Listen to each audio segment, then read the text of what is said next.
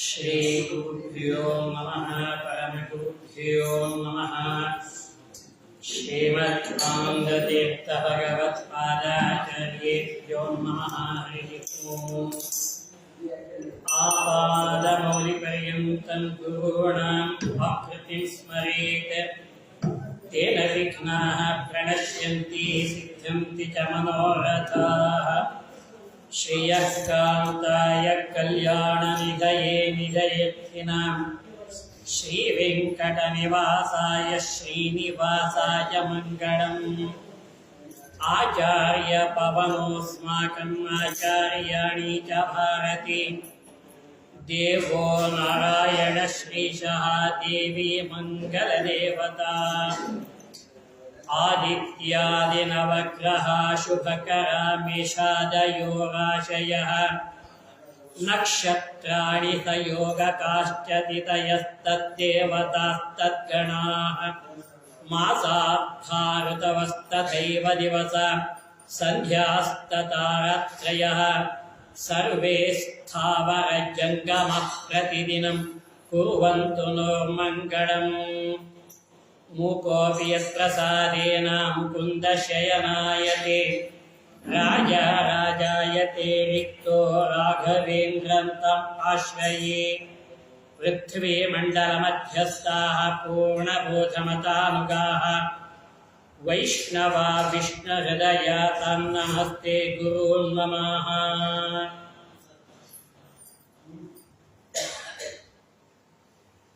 ಪರಮಾತ್ಮನ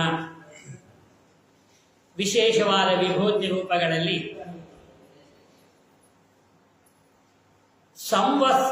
ಸಂವತ್ಸರೋ ವ್ಯಾಲಃ ಪ್ರತ್ಯಯೋ ಸರ್ವದರ್ಶನ. ವಿಷ್ಣು ಸಹಸ್ರನಾಮದಲ್ಲಿ ಸಂವತ್ಸರ ಅನ್ನೋ ಪದ ಅದು ಪರಮಾತ್ಮನ ನಾಮ. ಸಂವತ್ಸರ, ಪರಿವತ್ಸರ, ಇಡಾವತ್ಸರ, ಅನುವತ್ಸರ, ವತ್ಸರ ಅಂತ ಪ್ರಸನ್ನ ವೆಂಕಟದಾಸರು ಇದನ್ನು ಹರಿಕಥಾಂಸ ಜಗನ್ನಾಥದಾಸ ಪಡೆ ಮಾತಾಡಿದರು. ಆ ಸಂವತ್ಸರ ಅಂತಕ್ಕಂಥದ್ದಾದರೆ ಆ ಸಂವತ್ಸರದಲ್ಲೂ ಕೂಡ ಪ್ರತಿ ವರ್ಷದಲ್ಲೂ ಕೂಡ ಇದನ್ನ ಆಚಾರದಲ್ಲಿ ತರುವಂತಹ ವಿಚಾರವನ್ನು ಮಾಡುವಂತಹ ವೇದ ಶಾಸ್ತ್ರ ಸಮ್ಮತವಾಗಿರತಕ್ಕಂತಹದ್ದಾಗಿ ವಿಶೇಷವಾಗಿರತಕ್ಕಂತಹ ಹಿಂದೂ ಧರ್ಮಕ್ಕೆ ಎರಡು ಪ್ರಧಾನವಾಗಿರತಕ್ಕಂತಹ ಉಗಾದಿ, ಎರಡು ಪ್ರಧಾನವಾದ ಉಗಾದಿ. ಒಂದು ಸೌರಮಾನ, ಮತ್ತೊಂದು ಚಾಂದ್ರಮಾನ. ಸೌರಮಾನದಲ್ಲಿ ಸೂರ್ಯನ 12 ರಾಶಿಗಳನ್ನು ಸಂಚಾರ ಮಾಡುವಂತಹ ನಿಮಿತ್ತದಿಂದಲೇ 12 ಮಾಸಗಳನ್ನು ಚೈತ್ರ ಮಾಸ ಅಂತ ಪ್ರಾರಂಭತಕ್ಕಂತಹದ್ದಾಗತ್ತೆ. ವಿಶೇಷವಾಗಿರತಕ್ಕಂತಹ ಚಾಂದ್ರಮಾನದಲ್ಲಿ. ಇನ್ನು ಸೌರಮಾನದಲ್ಲಿ ಯಾವ ವಿಶೇಷವಾಗಿರತಕ್ಕಂತಹ ಸೌರ ಅಂದ್ರೆ ಸೂರ್ಯನ ಗತಿಯನ್ನು ಅನುಸಾರ ಮಾಡಿಕೊಂಡು ಮೇಷ, ವೃಷಭ, ಮಿಥುನ ಅಂತ ಅದು 12 ರಾಶಿಗಳು, ದ್ವಾದಶ ರಾಶಿಗಳು. ಚಾಂದ್ರಮಾನ ಯುಗಾದಿ ಇವತ್ತು ಪ್ರಾರಂಭವಾದರೆ ಸೌರಮಾನ ಯುಗಾದಿ ಇದೇ ತಿಂಗಳ 14ರಂದು ಪ್ರಾರಂಭ ಆಗ್ತಾ ಇದೆ. ವ್ಯತ್ಯಾಸ ಅಷ್ಟೇ ವ್ಯತ್ಯಾಸ. ಚಾಂದ್ರಮಾನ ಪ್ರಧಾನವಾಗಿ ಭರತ ಖಂಡದ ಎಲ್ಲ ರಾಜ್ಯಗಳು ಪ್ರಧಾನವಾಗಿರತಕ್ಕಂಥದ್ದಾಗ್ತಾ ಇದೆ. ಆ ಸೌರಮಾನ ದಕ್ಷಿಣ ಕನ್ನಡ ಜಿಲ್ಲೆ, ಕೆಲವು ಕಡೆ ತಮಿಳುನಾಡಲ್ಲೂ ಇದೆ, ಕೆಲವು ಕೇರಳದಲ್ಲಿರತಕ್ಕಂಥದ್ದಾಗ್ತಾ ಇದೆ. ಉತ್ತರ ಭಾರತದಲ್ಲಿ ಬಹಳ ಕಡಿಮೆ ಚಾಂದ್ರಮಾನ ಪ್ರಧಾನ, ಸೌರಮಾನ ಕಡಿಮೆ. ಅದೇನು ಪಂಚಾಂಗ ಶ್ರವಣವನ್ನ ಯಾಕೆ ಮಾಡಬೇಕು? ಪಂಚಾಂಗ ಅಂದ್ರೆ ಏನು? ಮೊದಲನೇದಾಗಿ ಆ ಶ್ರವಣ ಮಾಡೋದ್ರಿಂದ ಆಗುವಂತಹ ಪರಿಣಾಮಗಳೇನು? ಇದನ್ನ ಬಹಳ ಸ್ಪಷ್ಟವಾಗಿ ವೇದದ ಉಲ್ಲೇಖದಲ್ಲಿ ಈ ಪಂಚಾಂಗ ಶ್ರವಣದ ಬಗ್ಗೆ ಉಲ್ಲೇಖ ಮಾಡುತ್ತೆ. ಅದರಲ್ಲೂ ಕೂಡ ವಿಶೇಷವಾಗಿರತಕ್ಕಂತಹ ಜ್ಯೋತಿಷ್ ಶಾಸ್ತ್ರ ಇದಕ್ಕೆ ಪ್ರಧಾನವಾಗಿ ಹೇಳಿದಂತಹ ಒಂದು ದೊಡ್ಡ ಗ್ರಂಥವು. ನಾವು ಸಾಮಾನ್ಯವಾಗಿ ಒಂದು ಶ್ಲೋಕವನ್ನು ಹೇಳ್ತೇವೆ. ಸಾಮಾನ್ಯವಾಗಿ ತಿಥೇಶ್ಚ ಶ್ರಿಯಂ ಆಪ್ನೋತಿ ವಾರಾತ್ ಆಯುಷ್ಯವರ್ಧನಂ ಕಾರಣಾತ್ ಎಲ್ಲ ಹೇಳುವಾಗ ಎಲ್ಲ ಹೇಳ್ತೀವಿ. ತಿಥಿ, ವಾರ, ನಕ್ಷತ್ರ, ಯೋಗ ಅಂತ ಹೇಳ್ತೀವಿ. ಅದನ್ನು ಯಾಕೆ ಹೇಳಿಕೊಡ್ಬೇಕು ನಾವು? ಸುಮ್ಮನೆ ಶುಭ ನಕ್ಷತ್ರ, ಶುಭ ಯೋಗ, ಶುಭ ಕಾರಣ ಅಂತ ಹೇಳ್ಕೊಂಡ್ಬಿಡ್ಬೋದಲ್ಲ ಅಂತಂದ್ರೆ ಅದಕ್ಕೆ ಒಂದು ದೃಷ್ಟಾಂತ ಕೊಡುತ್ತೇವೆ ವೇದಗಳಿಗೆ. ನಾಮಕರಣ ಅಂತ ಯಾಕೆ ಮಾಡ್ಬೇಕಾಗುತ್ತೆ? ಏನೋ ದಿವಸಕ್ಕೆ ಹೋಗ್ಬೋದಲ್ಲ, ಯಾಕೆ ನಾಮಕರಣ ಮಾಡ್ಬೇಕು? ಯಾವ ಸಂವತ್ಸರದಲ್ಲಿ ಉತ್ತರಾಯಣ ದಕ್ಷಿಣಾಯಣ ಅಂತ ಇರತಕ್ಕಂಥದ್ದಾಗಿ, ಉತ್ತರಾಯಣ ವಿಶೇಷವಾಗಿ ದೇವತೆಗಳ ವಿಶೇಷವಾಗಿರ್ತಕ್ಕಂತಹ ಕಾಲ, ಷಣ್ಮಾಸ ಉತ್ತರಾಯಣವಾಗಿ ಭಗವದ್ಗೀತೆ ಕೃಷ್ಣ ಮಾತಾಡ್ತಾರೆ. ಅದರಲ್ಲೂ ಕೂಡ ಚೈತ್ರ ಮಾಸ ಪ್ರಾರಂಭವಾಗತಕ್ಕಂತಹ ಈ ಉಗಾದಿ ಇದೆಯಲ್ಲ, ಇದು ಕೃತಯುಗದ ಆದಿಯಾಗಿ ಪರಮಾತ್ಮ ಮೊದಲು ಸೃಷ್ಟಿ ಮಾಡಿದ್ದೇ ಜಗತ್ತನ್ನ ಕೃತಯುಗದಲ್ಲಿ. ಆ ಕೃತಯುಗದಲ್ಲಿ ಅದಕ್ಕೆ ಮತ್ತೊಂದು ಹೆಸರಿದೆ. ಭಾಗವತ ಕಡೆ ಮತ್ತೊಂದು ದಾಖಲೆ ಮಾಡುತ್ತೆ, ಸತ್ಯಯುಗ ಎಂಬುದಾಗಿ. ಧರ್ಮ ನಾಲ್ಕು ಪಾದದಲ್ಲಿ ಸಮಗ್ರವಾದ ಪರಮಾತ್ಮನ ಮೊದಲನೇ ನಾಮವೇ ವಿಶ್ವಾಯ ನಮಃ ವಿಷ್ಣು ಸಹಸ್ರನಾಮ. ಇಡೀ ಸಮಗ್ರವಾದಕ್ಕಂಥ ವಿಶ್ವದ ಏಕೈಕ ಜಗತ್ತಿಯ ನಾಥ ಜಗನ್ನಾಥ ಅಂತ ಕೂಡ ಹೇಳ್ತೇವೆ. ವಿಶ್ವ ಮತ್ತೆ ಜಗನ್ನಾಥ. ಈ ಪಂಚಾಂಗಗಳಲ್ಲಿ ತಿಥೇಶ್ಚ ಶ್ರಿಯಂ ಆಪ್ನೋತಿ ವಾರಾತ್ ಆಯುಷ್ಯವರ್ಧನಿ ನಕ್ಷತ್ರಾತ್ ಹರತೆ ಪಾಪಂ ಯೋಗಾತ್ ರೋಗ ನಿವಾರಣೆ ಕಾರಣಾತ್ ಕಾರ್ಯಂ ಉದ್ದೇಶ್ಯ ಪಂಚಾಂಗ ಫಲಂ ಉತ್ತಮಂ. ಅದರ ಸಾರಾಂಶ ಭಾಗವನ್ನು ಹೇಳ್ತಾರೆ. ಕೃತಯುಗ ಬ್ರಹ್ಮದೇವರು ಪರಮಾತ್ಮ ಮೊದಲು ಸೃಷ್ಟಿ ಮಾಡಿದ್ದು ಜಗತ್ತನ್ನು ಅವನೇ. ಆ ಜಗತ್ತನ್ನ ಸೃಷ್ಟಿ ಮಾಡಿ ಜಗತ್ತನ್ನು ಹೊರಗಿರ್ತಕ್ಕಂಥ ಎಲ್ಲವನ್ನು ಸೃಷ್ಟಿ ಮಾಡಿ ಜಗತ್ತಿನ ಒಳಗಡೆ ಸೃಷ್ಟಿಯನ್ನು ಮಾತ್ರ ಬ್ರಹ್ಮದಲ್ಲಿ ಕೊಟ್ಟಕ್ಕಂಥವನಾದ ಅಂತ ವಿಷ್ಣು ಪುರಾಣ ಮತ್ತು ಭಾಗವತ ಎರಡೂ ಕಡೆ ಈ ಮಾತನ್ನು ದಾಖಲೆ. ಬ್ರಹ್ಮಾಂಡ ಸೃಷ್ಟಿ ಮಾಡಿದ್ದು ಪರಮಾತ್ಮ ಹೇಗಿತ್ತ. ಆ ಪರಮಾತ್ಮ ಸೃಷ್ಟಿ ಮಾಡಿದ ಈ ಮೊದಲನೇ ಯುಗ ಕೃತಯುಗ. ಕೃತ, ತ್ರೇತ, ದ್ವಾಪರ ಮತ್ತು ಕಲಿಯುಗ. ಈ ಸೌರಮಾನದ 12 ತಿಂಗಳುಗಳಲ್ಲಿ, ಚಾಂದ್ರಮಾನ 12 ತಿಂಗಳಲ್ಲೂ ಕೂಡ ಒಂದು ಯುಗಾದಿ ಕಾರ್ತಿಕ ಮಾಸದಲ್ಲೂ ಬರುತ್ತೆ, ಮತ್ತೊಂದು ಯುಗಾದಿ ಮಾರ್ಗಶಿರ ಮಾಸದಲ್ಲೂ ಬರತಕ್ಕಂಥದ್ದಾಗ್ತಾ ಇದೆ, ಮತ್ತೊಂದು ವೈಶಾಖ ಮಾಸದಲ್ಲೂ ಬರತಕ್ಕಂಥದ್ದಾಗಿದೆ. ಹಾಗಾಗಿ ಕೃತಯುಗದ ಆರಂಭದ ಪರಮಾತ್ಮ ಸೃಷ್ಟಿ ಮಾಡಿದಾಗಲೇ ಪೃಥ್ವಿ, ಅಪ್ಪು, ತೇಜಸ್ಸು, ವಾಯು, ಆಕಾಶ ಪಂಚಭೂತಗಳನ್ನು ಸೃಷ್ಟಿ ಮಾಡಿ ಜಗತ್ತಿನ ಒಳಗಿನ ಸೃಷ್ಟಿನೆಲ್ಲವೂ ಕೂಡ ಬ್ರಹ್ಮದೇವ ಮುಖಾಂತರ ತಾನು ಮಾಡಿಸಿ ಬ್ರಹ್ಮಶ್ಚ ಬ್ರಹ್ಮನಾಮಾಧು ಶಿವರೂಪಿ ಶಿವೇ ಸ್ಥಿತ ಅಂತ ಉಪನಿಷತ್ತು ಕೂಡ ಈ ಮಾತು ಹೇಳ್ತಾರೆ. ಹಾಗಾಗಿ ಕೃತಯುಗ ಪ್ರಾರಂಭವಾಗಿ ತ್ರೇತಾಯುಗ ನಂತರದಲ್ಲಿ ದ್ವಾಪರ ಮತ್ತು ಕಲಿಯುಗ, ಈ ಒಟ್ಟು 4 ಯುಗದ ದೇವಮಾನದ ಲೆಕ್ಕದಲ್ಲಿ 4,32,000 ವರ್ಷ ದೇವಮಾನದ ಲೆಕ್ಕದಲ್ಲಿ, ಮನುಷ್ಯ ಮಾನದಲ್ಲಿ 4 ಯುಗ ಸೇರಿದಾಗ 43,20,000 ವರ್ಷ ಲೆಕ್ಕ. ಪೂರ್ಣ 4 ಯುಗದ ಒಂದು ಟರ್ಮ್, ಒಂದು ಸೈಕಲ್ ಬಂದಾಗ ಒಂದು ರೌಂಡ್ ಬರಬೇಕಾದ್ರೆ ಈ 43,20,000 ವರ್ಷ ಆದಾಗ ಅದಕ್ಕೆ ಬ್ರಹ್ಮದೇವರ ಆಯುಷ್ಯದಲ್ಲಿ ಅದಕ್ಕೆ ಒಂದು ಹಗಲು ಲೆಕ್ಕ. ಬ್ರಹ್ಮದೇವರ ಆಯುಷ್ಯದಲ್ಲಿ ಅದನ್ನ ಬೇರೆ ಉಪನಿಷ ಮಾಡ್ತಾ ಹೇಳ್ತಾ ಇದೆ, ಚತುರ್ಯುಗ ಸಹಸ್ರಾಣಿ ಬ್ರಹ್ಮಣ ದಿನ ಉಚ್ಯತೆ.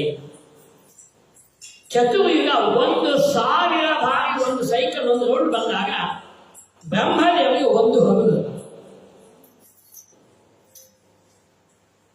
ಒಂದು ಹಗಲು ಮುಗಿದು ಈಗ 27 ಮಹಾಯುಗಗಳು ಕಳೆದಿವೆ. ಯುಗ ಮತ್ತು ಮಹಾಯುಗ 1000 ಬಾರಿ 4 ಯುಗಗಳು ಮುಗಿದು ಒಂದು ರೌಂಡ್ ಬಂದಾಗ ಅದಕ್ಕೆ ಒಂದು ಮನ್ವಂತರ ಅಂತ. ಆ ಮನ್ವಂತರ ಮತ್ತೆ ಅನೇಕ ಸಾರಿ ಬಂದಾಗ ಅದಕ್ಕೆ ಕಲ್ಪ ಅಂತ. ಆ ಕಲ್ಪದಲ್ಲಿ ಬ್ರಹ್ಮದೇವರಿಗೆ ಒಂದು ಕಲ್ಪ ಅಂತ, ಬ್ರಹ್ಮದೇವರಿಗೆ ಒಂದು ಹಗಲಿಗೆ ಒಂದು ಕಲ್ಪವನ್ನು ಮತ್ತು ಹೇಳ್ತಕ್ಕಂಥದ್ದಾಗುತ್ತೆ. ಹೀಗಾಗಿ ಅದರಲ್ಲೂ ಕೂಡ ನಮ್ಮ ಲೆಕ್ಕದಲ್ಲಿ 360 ದಿನ ಒಂದು ಸಂವತ್ಸರ, ದೇವತೆಗಳಿಗೆ ಪಿತೃದೇವತೆಗಳಿಗೆ ಒಂದು ದಿನದ ಲೆಕ್ಕ. ನಮಗೆ ಒಂದು ಸಂವತ್ಸರವಾದರೆ ದೇವತೆಗಳಿಗೆ ಒಂದು ದಿನದ ಲೆಕ್ಕ. ಇಂತಹ 100 ಸಂವತ್ಸರ ಮನುಷ್ಯಮಾನದ 100 ಸಂವತ್ಸರವಾಗಿರತಕ್ಕಂಥದ್ದಾದರೆ ಬ್ರಹ್ಮದೇವರ ಆಯು ಪ್ರಮಾಣ ಅವರಿಗೆ 100 ವರ್ಷ, ನಮ್ಮ ಲೆಕ್ಕ ಅಲ್ಲ, ನಮ್ಮ 100 ವರ್ಷ ಲೆಕ್ಕ ಅಲ್ಲ. ಚತುರ್ಯುಗ ಈಗ 27 ಮಹಾಯುಗ ಕಳೆದು 28ನೇ ಕಲಿಯುಗ ಪ್ರಾರಂಭ ಆಗಿದೆ.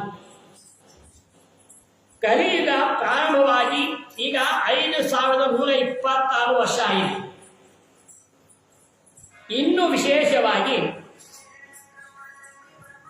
4,26,000 ವರ್ಷ ಮನುಷ್ಯ 4,26,000 ವರ್ಷ ಆದ್ಮೇಲೆ ಕಲಿಯುಗದಲ್ಲಿ 28ನೇ ಕಲಿಯುಗ ಮುಗಿಯೋದು. ನಾರಾಯಣ, ಈ ಯುಗಗಳು ಹೀಗೆ ಕಲಿತಾ ಇದ್ದಾಗಲೇ ಅದರಲ್ಲೂ ಕೂಡ ಈಗ ಬ್ರಹ್ಮದೇವರ ಎರಡನೇ ನಾವು ಸಂಕಲ್ಪ ಹೇಳ್ತೀವಿ ದ್ವಿತೀಯ ಪರಾರ್ಧಿ ಸಂಕಲ್ಪ. ದ್ವಿತೀಯ ಅಂತ ಎರಡನೇದು, ಪರ ಅಂದ್ರೆ ಹಗಲು, ಅರ್ಧ ಅಂದ್ರೆ ಅರ್ಧ ಹಗಲಾಗಿದೆ, ಇನ್ನು ಅರ್ಧ ಹಗಲಾಗ್ತಾ ಇದೆ. ಬ್ರಹ್ಮದೇವರ ಆಯುಷ್ ನಾರಾಯಣ 28ನೇ ಕಲಿಯುಗ ಮುಗಿತು ಅಂತಂದ್ರೆ ಇದು ಬ್ರಹ್ಮದೇವರ ಆಯುಷಲ್ಲಿ ಇನ್ನೂ ಹಗಲಾಗ್ತಾ ಇದೆ. ಈ ಶ್ವೇತವರಾಹ ಕಲ್ಪ ಅಂತ ಈಗ ಕಲ್ಪದಲ್ಲೂ ಕೂಡ ಆ ಕಲ್ಪದಲ್ಲೂ ಕೂಡ ಆದಿವರಾಹ, ಶ್ವೇತವರಾಹ, ಭೂವರಾಹ ಅಂತಕ್ಕಂಥದ್ದಾಗಿ 4 ರೂಪ ಹೇಳ್ತೇನೆ. ಈಗ ಶ್ವೇತವರಾಹ ಅಂದ್ರೆ ಪರಮಾತ್ಮ ಭೂಮಿಯನ್ನು ತಂದು ಮೇಲೆ ನಿಲ್ಲತಕ್ಕಂತಹ ಕಲ್ಪವಾದಕ್ಕೆ ಶ್ವೇತವರಾಹ ಕಲ್ಪ ಎಂಬುದಾಗಿ, ಈ ಶ್ವೇತವರಾಹ ಕಲ್ಪದಲ್ಲೂ ಕೂಡ ಬ್ರಹ್ಮದೇವರ 13 ಹಗಲಾಗಿದೆ, 42 ಫಳ ಅಂತಂದ್ರೆ ಗಡಿಯಲ್ಲಿ ಫಳಭಾಗ. ಹಾಗಾಗಿ ಇಷ್ಟರಲ್ಲಿ ಈಗ 6 ಮನ್ವಂತರ ಕಳೆದಿದೆ, ಒಟ್ಟು 14 ಮನ್ವಂತರ. ಸ್ವಯಂಭುವ, ಸ್ವಾರೋಚಿಷ, ಉತ್ತಮ, ತಾಪಸ, ರೈವತ, ಚಾಕ್ಷುಷ ಅಂತ 6 ಮನ್ವಂತರ ಕಳೆದು ಈಗ 7ನೇ ವೈವಸ್ವತ ಮನ್ವಂತರ. ಸಕಲಿಂಚ ಸಂಧ್ಯಾನ ಮಾಡೋದು ಗೊತ್ತಿದೆ. ವೈವಸ್ವತ ಮನ್ವಂತರೇ ಕಲಿಗೆ ಪ್ರಥಮ ಪಾರಿ ಜಂಬೂ ದ್ವೀಪೆ ಭರತವಶೇ ಇಂತಹ ಬ್ರಹ್ಮದೇವರ ಆಯುಷ್ಯದಲ್ಲಿ 6 ಮನ್ವಂತರ ಕಳೆದಿದೆ. ವೈವಸ್ವತ ಮನ್ವಂತರಲ್ಲಿ 27 ಮಹಾಯುಗಗಳು ಕಳೆದಿದೆ. 28ನೇ ಕಲಿಯುಗ ಆರಂಭವಾಗಿ 5126 ವರ್ಷ ದೇವಮಾನ ಲೆಕ್ಕದಲ್ಲಿ ಮನುಷ್ಯಮಾನ ಲೆಕ್ಕ ಲಭಿಸ್ತಾ ಇದೆ. ಇನ್ನು 4,26,000 ವರ್ಷ ಕಲಿಯುಗ ಮುಳುಗೋದಕ್ಕೆ ಇನ್ನು ಕಲಿಯುಗ ಮುಳುಗತ್ತೆ ಅಂತ ನೀವೇ ನಾವು ಹೇಳೋದು ಮುಳುಗತ್ತದಲ್ಲ. ಪರಮಾತ್ಮ ನಿರ್ಮಿತವಾಗತಕ್ಕಂಥ ಜಗತ್ತಿನ ಮನುಷ್ಯ ನಿರ್ಮಿತವಾದ ಜಗತ್ತಲ್ಲ. ಹೀಗಾಗಿ ಚೈತ್ರ ಮಾಸ ಶುಕ್ಲ ಪಕ್ಷದಲ್ಲಿ ಪ್ರಾರಂಭವಾಗತಕ್ಕಂಥದ್ದಲ್ಲಿ ಪರಮಾತ್ಮನ ಸಂವತ್ಸರ ಪಿತ ಅಂತ ಹೇಳುತ್ತೆ. ಸಂವತ್ಸರಕ್ಕೆ ತಂದೆ ಅವನ ಹೆಸರಿನಲ್ಲಿ. ಇದಕ್ಕೆ ವಿಷ್ಣು ಪುರಾಣದಲ್ಲಿ ಒಂದು ಕಡೆ ನಾರದರು ಬ್ರಹ್ಮಚಾರಿಯಾದವರು ಕೂಡ 60 ಮಕ್ಕಳನ್ನ ಪಡೆದವರು. ಅವರ ಹೆಸರೇ ಸಂವತ್ಸರ ಹೆಸರು ಅಂತ ಇದು ಹೆಸರು. ಮತ್ತೆ ಪ್ರಭಾವ, ವಿಭಾಷಿತ ಅಂತ ಸಂವತ್ಸರ ನಾವೇನು ಹೇಳ್ತಾ ಇದ್ದೀವಿ ಅದಕ್ಕೆ ಆ ಸಂವತ್ಸರ ಪರಮಾತ್ಮ ಹೆಸರಿರ್ತಕ್ಕಂಥ. ಆ ಸಂವತ್ಸರದಲ್ಲಿ ಪ್ರತಿ ವರ್ಷವೂ ಕೂಡ ನಿಮಗೆ ಬೇಗ ಅರ್ಥವಾಗಬೇಕು ಅಂತಂದ್ರೆ ಸಚಿವ ಸಂಪುಟ ಪ್ರತಿ ವರ್ಷವೂ ಚೇಂಜ್ ಆಗುತ್ತೆ. ಇದಕ್ಕೆ ಎಲೆಕ್ಷನ್ ಇಲ್ಲ, ಸೆಲೆಕ್ಷನ್ ಇಲ್ಲ, ಒಂದು ಇಲ್ಲ. ಪರಮಾತ್ಮ ಒಂದೇ ನಿಯಮ, ಒಂದೇ ಸಂವಿಧಾನ. ಪರಮಾತ್ಮ ಏನಿದೆ, ಯಾವ ವಾರ ದಿವಸ ಉಗಾದಿ ಪ್ರಾರಂಭ ಆಗತ್ತೋ ಚಾಂದ್ರಮಾನದಲ್ಲಿ ಆ ವಾರದ ಅಭಿಮಾನ ಇರತಕ್ಕಂತಹ ಗ್ರಹಗಳೇ ಅದಕ್ಕೆ ರಾಜ. ಅದಕ್ಕೆ ಎರಡನೇ ಮಾತ್ರ ಅವಕಾಶ ಇಲ್ಲ. ಎಲೆಕ್ಷನ್ ಇಲ್ಲ, ಸೆಲೆಕ್ಷನ್ ಯಾರಿಂದ ಹೇಳಬೇಕಾಗಿ ಯಾವ ಪಕ್ಷನೂ ಇಲ್ಲ. ಪರಮಾತ್ಮ ಒಬ್ಬನೇ ಒಂದೇ ಪಕ್ಷ ಇರೋದು. ಯಾಕೆ ಇಷ್ಟು ಬಿಡಿಸಿದೆ? ಅರ್ಥವಾಗಿ ಬಿಡಿಸಿದೆ. ಅನ್ಯಥಾ ವಿಷಯ ಆಗಿದೆ. ಈ ದಿನ ಭಾನುವಾರ ಪ್ರಾರಂಭ ಆಯಿತು. ಅಂದ್ರೆ ಭಾನು ಅಂದ್ರೆ ಸೂರ್ಯ. ಈ ವರ್ಷದ ಒಂದು ವರ್ಷಗಳ ಕಾಲ ಸೂರ್ಯನೇ ಹರಿದಾದ ಮಹಾರಾಜನಾಗ್ತಾನೆ. ಈ ಸಂವತ್ಸರದ ಈ ದೇವತಾ ಸಚಿವ ಸಂಪುಟ ಪದ ಬೇಗ ಸಚಿವ ಸಂಪುಟ ಅಂತ ನಾವು ಲೋಕ ಇರುವಂತ ರೀತಿಯಲ್ಲಿ ಇದು ಎಲೆಕ್ಷನ್ ಇಲ್ಲೇ ಇರತಕ್ಕಂತಹ ಸಂಪುಟ, ಅಷ್ಟೇ ವ್ಯತ್ಯಾಸ. ಪರಮಾತ್ಮನೇ ನಿಯಾಮಕನಾಗಿದ್ದುಕೊಂಡು ನೇಮಕ ಮಾಡುವಂತಹ ರೀತಿಯಿಂದ ಅವಾಗ ಏನ್ ಹೇಳ್ತಾರೆ ಅಷ್ಟೇ ಮಾಡ್ತಕ್ಕಂಥ ಅಷ್ಟೇ ಕೆಲಸ. ಹಾಗಾಗಿ ವಿಶ್ವಾವಸು ನಾಮ ಸಂವತ್ಸರ. ವಿಶ್ವಾವಸು ವಿಶೇಷವಾಗಿ ವಸು ಅನ್ನೋ ಪದ ವಿಷ್ಣು ಸಹಸ್ರನಾಮದಲ್ಲಿ ವಸು ವಸು ಪದ ವಸುಮಾನ ವಸು ಅಂತಂದ್ರೆ ಸಂಪತ್ತು ಅಂತ. ಮುಖ್ಯವಾದ ಸಂಪತ್ತು ಪರಮಾತ್ಮನೇ ಸಂಪತ್ತು. ಅವನು ಒಬ್ಬನವು ನಿಮ್ಮನ್ನ ಕೈ ಹಿಡಿದ ಅಂತಂದ್ರೆ ಇದನ್ನೇ ಗೀತೆ ಬಗ್ಗೆ ಸ್ಪಷ್ಟ ಮಾಡಿದ್ದು. ಅನನ್ಯ ಚಿಂತಯಂತೋ ಮಾಂ ಯೇ ಜನಾಃ ಪರ್ಯುಪಾಸತೆ ತೇಷಾಂ ನಿತ್ಯಾಭಿಯುಕ್ತಾನಾಂ ಯೋಗಕ್ಷೇಮಂ ವಹಾಮ್ಯಹಂ. ಆರ್ಥ ವಿಷಣ್ಣಾಶಿತಾಶ್ಚುಭೀತ ಘೋರೇಶು ಚ ವ್ಯಾಧಿಷು ವರ್ತಮಾನ ಸಂಕೇತ ನಾರಾಯಣ ಶಬ್ದ ಮಾತ್ರ ವಿಮುಕ್ತ ದುಃಖ ಸುಖಿನೋ. ನಿಜವಾದ ಸುಖಪ್ರದಾತ ಅಂತಂದ್ರೆ ಸಾಕ್ಷಾತ್ ಪರಮಾತ್ಮ ಒಬ್ಬನು. ಅದಕ್ಕೆ ಪರಮಾತ್ಮನನ್ನ ದೇವದೇವೋತ್ತಮ ದೇವತಾ ಸಾರ್ವಭೌಮ ಅಂತ ಕೂಡ 33 ಕೋಟಿ ದೇವತೆಗಳಲ್ಲಿ ಒಬ್ಬನೇ ಸರ್ವೋತ್ತಮ ಪರಮಾತ್ಮ ಆಜ್ಞಾಧಾನಕ್ಕಾಗಿ ಎಲ್ಲವೂ ಅವನ ಹೇಳಿಕೆಯನ್ನು ರಾಜ್ಯಭಾರ ಮಾಡ್ತಾ ಇದೆ. ಯಾವ ಸ್ವತಂತ್ರ ಮಾಡಲಿಕ್ಕೆ ಯಾರು ಪರಮಾತ್ಮ ಮುಂದೆ ಯಾವ ಸ್ವತಂತ್ರ ಅಲ್ಲ, ಎಲ್ಲರೂ ಕೂಡ ಡಿಪೆಂಡೆಂಟ್. ಪರಮಾತ್ಮ ಒಬ್ಬನೇ ಇಂಡಿಪೆಂಡೆಂಟ್. ಸ್ಮರ್ತವ್ಯ ಸತತ ವಿಷ್ಣು ಅಂತ ಆಚಾರ್ಯ. ಆದ್ದರಿಂದಲೇ ಆ ಪರಮಾತ್ಮನ ಆಳ್ವಿಕೆ ಆಗಿದೆ ಅಂತಂದ್ರೆ ವಿಶ್ವಾವಸು ಸಂವತ್ಸರ ಅಂದ್ರೆ ಪರಮಾತ್ಮ ಹೆಚ್ಚುತ್ತಾಗಲೇ. ಆ ವಿಶ್ವಾವಸು ಸಂವತ್ಸರದಲ್ಲಿ ಪ್ರಾರಂಭದಲ್ಲಿ ಮಾತಾಡಿದ್ದೆ. ತಿಥಿ, ವಾರ, ನಕ್ಷತ್ರ, ಯೋಗ, ಕಾರಣ ಇದ ಪಂಚ ಅಂಗ ಅಂತ ಹೇಳಿ ಈ ತಿಥಿಯನ್ನ ಇವತ್ತಿಗೆ ಪಾಠ್ಯ ಪ್ರಾತಿಪತ್ ಅಂತ ಹೇಳ್ತೇವೆ. ಈ ತಿಥಿ ಅಂತಕ್ಕಂತಹ ಯಾಕೆ ಉಚ್ಚಾರ ಮಾಡಬೇಕು? ಅದು ನಮಗಾಗತಕ್ಕಂಥ ಪರಿಣಾಮ ಏನು? ತಿಥೇ ಶ್ರಿಯಂ ಆಪ್ನೋತಿ. ಶ್ರಿಯಂ ಅಂದ್ರೆ ಸಂಪತ್ತು ಅಂತ ಅರ್ಥ. ಸಂಪತ್ತು ಯಾರಿಗೆ ಬೇಡ ಹೇಳಬೇಡ. ಸಂಪತ್ತು ಭೌತಿಕವಾದ ಸಂಪತ್ತು ಅಲ್ಲ, ಜ್ಞಾನ ಸಂಪತ್ತಾಗಲಿ. ಜ್ಞಾನೇನೈವ ಪರಂಪರ ಭಗವದ್ಗೀತೆ ಹೇಳುತ್ತೆ. ಜ್ಞಾನದಿಂದಲೇ ಮೋಕ್ಷವೇ ಹೊರತು ಸಾಧನಗಳಿಂದ ಮೋಕ್ಷ ಅಲ್ಲ. ಸಂಕಲ್ಪ ಮಾಡಿಕೊಡ್ಬೋದು, ಧರ್ಮಾರ್ಥಕಾಲದಲ್ಲೂ ಹೇಳ್ಬೋದು. ಆದರೆ ಮನಸ್ಸಿಗೆ ನಿಜವಾಗತಕ್ಕಂತಹ ನೆಮ್ಮದಿ ಕೊಡ್ತಕ್ಕಂಥ ಯಾವಾಗ ಅಂತಂದ್ರೆ ಪರಮಾತ್ಮನ ವರ್ಣನೆ ಮಾಡತಕ್ಕಂತಹ ತಿಥಿಗಳನ್ನು ಉಚ್ಚಾರ ಮಾಡಲೇಬೇಕು. ಎಲ್ಲರಿಗೂ ಶುಭನಕ್ಷತ್ರ ಶುಭಯೋಗ ಅಂತ ಹೇಳೋದು ಕಾಮನ್. ಶುಭ ಪರಮಾತ್ಮನ ಹೆಸರು. ಶುಭಾಧ್ಯಾಯಂತಿ ಏಕಾಮಾನ್ ಗುರುದೇವ ಪ್ರಸಾದಜ ಇತರ ಆತ್ಮ ಪಾಪೋತ್ತಾಂ ತೇಷಾಂ ವಿದ್ಯಾ ತಂತ್ರಸಾಲ ಆಚರಣೆ ಅಂತ ಹೇಳ್ತಾರೆ. ಹಾಗಾಗಿ ಶುಭಾಂತಕ್ಕ ಶುಭಾಂಗೋಕ ವಿಷ್ಣು ಸಹಸ್ರ ಶುಭಾಂಗದ ಪರಮಾತ್ಮ ಹೆಸರು ಇದೆ. ಅವರು ಯಾಕೆ? ಪರಮಾತ್ಮ ಸಕಲ ಶಬ್ದ ವಾಕ್ಯ, ಸಕಲ ವರ್ಣಗಳು ಅವನ್ನ ವರ್ಣನೆ ಮಾಡ್ತಾ ಇದೆ. ಅವನನ್ನು ಬಿಟ್ಟು ಯಾವುದೇ ಒಂದು ಪದಗಳು ಕೂಡ ಜಗತ್ತಿನಲ್ಲಿ ಪರಮಾತ್ಮ ಬಿಟ್ಟು ಹೇಳಲಿಕ್ಕೆ ಯಾವುದೂ ಸಾಧ್ಯವಿಲ್ಲ. ಎಲ್ಲ ಅವನೇ ಇದೆ. ನಾವು ಇನ್ನೊಮ್ಮೆ ಅಪ್ಲೈ ಮಾಡ್ತೀವಿ. ಅಪ್ಲೈ ಮಾಡೋದು ಕೂಡ ಅದು ಪರಮಾತ್ಮ ಹೆಸರು. ಅದೇ ಪರಮಾತ್ಮ ಹೆಸರು. ಇದನ್ನೇ ಪೂರ್ಣ ನಿನ್ನ ನಾಮ ಭಟ್ಟ ಕದ್ದ ಕಣ್ಣನು ನಾನು ಎಲ್ಲ ಅವನ ಹೆಸರು. ನಾವೇನೇ ಹೆಸರು ಹುಡುಕ್ತೀವಿ, ಹುಡುಕೋದು ಯಾಕೆ? ಎಲ್ಲವನ್ನೂ ಅವನೇ ಇದೆ. ಆದ್ದರಿಂದ ಸಂಕಲ್ಪ ಮಾಡಬೇಕಾದ್ರೆ ನೀವು ತಿಥಿಯನ್ನು ಹೇಳಿಕೊಳ್ಳೇಬೇಕು. ಅದು ಕಂಪಲ್ಸರಿ. ಯಾಕೆ? ಪರಮಾತ್ಮ ಅನುಗ್ರಹ ಬೇಕು. ಯಾಕೆ ಪರಮಾತ್ಮ ಅನುಗ್ರಹ ಬೇಡ ಅಂತ ಮಾತಾಡೋಕ್ಕಾಗಲ್ಲ. ದೇವರು ಅನುಗ್ರಹ ಮಾಡಬೇಕು. ಅವ್ರು ಹೇಳಿ ಮಾತಾಡಲೇ ಹೋಗ್ಬೇಕು. ಸ್ವಧರ್ಮೇ ನಿಧನ ಶ್ರೇಯ. ಸಂಕಲ್ಪ ಮಾಡ್ತೇವೆ. ವಿಶ್ವಾವಸುನಾಮ ಸಮಸ್ಯೆ ಉತ್ತರಾಯಣೆ ವಸಂತ ಋತು ಚೈತ್ರ ಮಾಸೆ ಶುಕ್ಲಪಕ್ಷೆ ಪ್ರತಿಪತ್ಯ. ಪ್ರತಿಪತ್ಯದ ಪಾಡ್ಯ ಮೊದಲು ದೇಶ ಅಂತ. ಆ ಪ್ರತಿಪತ್ತಕ್ಕಂಥ ಪದವನ್ನು ನೀವು ಹೇಳಿಕೊಂಡು ಮಾಡ್ತಕ್ಕಂಥ ಯಾವುದೇ ಕಾರ್ಯಕ್ಕೆ ಸಂಕಲ್ಪ ಮಾಡಲೇಬೇಕು. ಆ ಮಾಡಿಕೊಂಡಾಗ ಒಳ್ಳೆ ಸಂಪತ್ತನ್ನು ಕೊಡ್ತಕ್ಕಂಥ ಸಾಮರ್ಥ್ಯ ಆ ತಿಥಿಯಲ್ಲಿ. ತಿಥಿನಾಥ ಮತ್ತೆ ಪರಮಾತ್ಮನ ಅದು ಕೂಡ ಪಾಠ್ಯ ಕ್ರಿಯತೆ ಅದು ಪರಮಾತ್ಮ ಸಕಾಲ ಎಲ್ಲವೂ ಕೂಡ. ಹೀಗಾಗಿ ತಿಥೇಶ್ಚ ಶ್ರೇಯಮಾಪ್ನೋತಿ ಸಂಕಲ್ಪ ಮಾಡುವಾಗ ಇವತ್ತು ಭಾನುವಾಸಯುಕ್ತಾಯ ಆದಿತ್ಯವಾಸಯುಕ್ತಾಯ ಸಂಕಲ್ಪ ಮಾಡಬೇಕು. ಆ ವಾಸವನ್ನು ಹೇಳೋದ್ರಿಂದ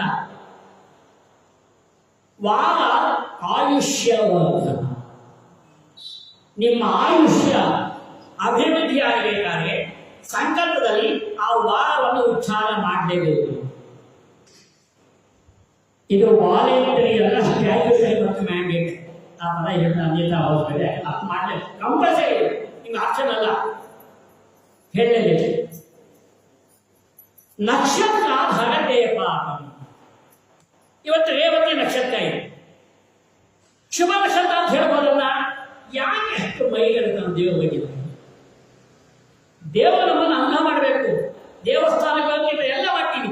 ದೇವರು ಹೇಳಿದ ಮಾತನ್ನು ನಾವು ತಿರಸ್ಕಾರ ಪರಮಾತ್ಮ ನಮಗೆ ಹೇಗೆ ತಿರಸ್ಕಾರ ಮಾಡ್ತೀವಿ ನೀವೇ ಅರ್ಥ ಮಾಡ್ತೀವಿ. ಒಂದು ಕಾನೂನು ಅಂತ ಮಾಡಿದ್ವಿ, ಕಾನೂನನ್ನು ಉಲ್ಲಂಘನೆ ಮಾಡಿಬಿಟ್ಟು ನಾವು ಮಾಡಿದ ಸರಿತನಕ್ಕೆ ಏನು ವಿಶ್ವಾಸ ಇರ್ತದೆ? ನಿಮಗೆ ಆತ್ಮಸಾಕ್ಷಿ ನಮಗೆ ಹೊರಗಾಗ್ತದೆ. CCTV ನಿಮಗೆ ಜನ ನೋಡ್ಬೇಕಾಗಿಲ್ಲ.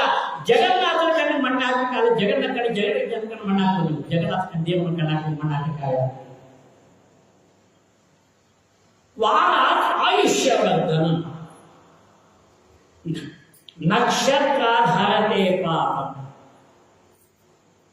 ನಕ್ಷತ್ರವನ್ನ ಹೇಳಲೇಬೇಕು. ಸಂಧ್ಯಾವನೆ ಮಾಡುವಾಗ ಎದುರುಗಡೆ ಪಂಚಾಂಗ ಇಟ್ಕೊಳ್ಳಿ. ಆ ಲೆಕ್ಕದಲ್ಲ ಮನೆ ಒಂದು ಪಂಚಾಂಗ ಅಂತೀವಿ ದೇವತೆ. ನಾವು ಹಿಂದೂಗಳು ದೈವದ ಮನೆಬೇಕು. ಹಿಂದೂ ಸ್ಥಾನದಲ್ಲಿ ನಾವು ಹಿಂದೂಗಳಾಗಿರಬೇಕು, ಪರಸ್ಥಾನ ಅಲ್ಲ. ನಮ್ಮ ಸ್ಥಾನ ನಮಗೆ ನಾವು ಮಾಡಿಕೊಂಡು ಬೇರೆ ಜ್ಞಾನ ಕೊಡ್ತಾರೆ ನಮ್ಮ ಧರ್ಮಕ್ಕೆ. ಹಿಂದೂ ಧರ್ಮ ಜಾಗೃತವಾಗಬೇಕಾದ್ರೆ ನಮ್ಮ ಅನುಷ್ಠಾನ ಸ್ಪಷ್ಟವಾಗಿರಬೇಕು. ಅನುಸಂಧಾನ, ಅನುಷ್ಠಾನ, ಅಧಿಷ್ಠಾನ ಮೂರು ಸಿದ್ಧಾಂತ ಪ್ರಮೇಯಗಳು. ನೀವು ಅನುಸಂಧಾನ ಮಾಡಲೇಬೇಕು. ಪೋಸ್ಟ್ ಹಾಕಿ ತಲುಪತ್ತೆ ಜಾಗಕ್ಕೆ ಪೋಸ್ಟ್ ಹಾಕಿದ್ದಾನೆ, ಅದು ಅನುಸಂಧಾನ ಅಲ್ಲ. ಪೋಸ್ಟ್ ತಲುಪತ್ತೆ ಹೋದಾದ್ಮೇಲೆ ಅದರ ಅನುಷ್ಠಾನ ಆಯ್ತು. ನೀವು ಮಾಡಿ ಕೆಲಸ ಅಂದ್ರೆ ನೀವು ಮಾಡಿ ಕೆಲಸ ತಲುಪಬೇಕಾದ್ರೆ ಅವ್ನು ಹೇಳಿದ ನಾಡಿನಲ್ಲಿ ಹೋಗ್ತೀನಿ.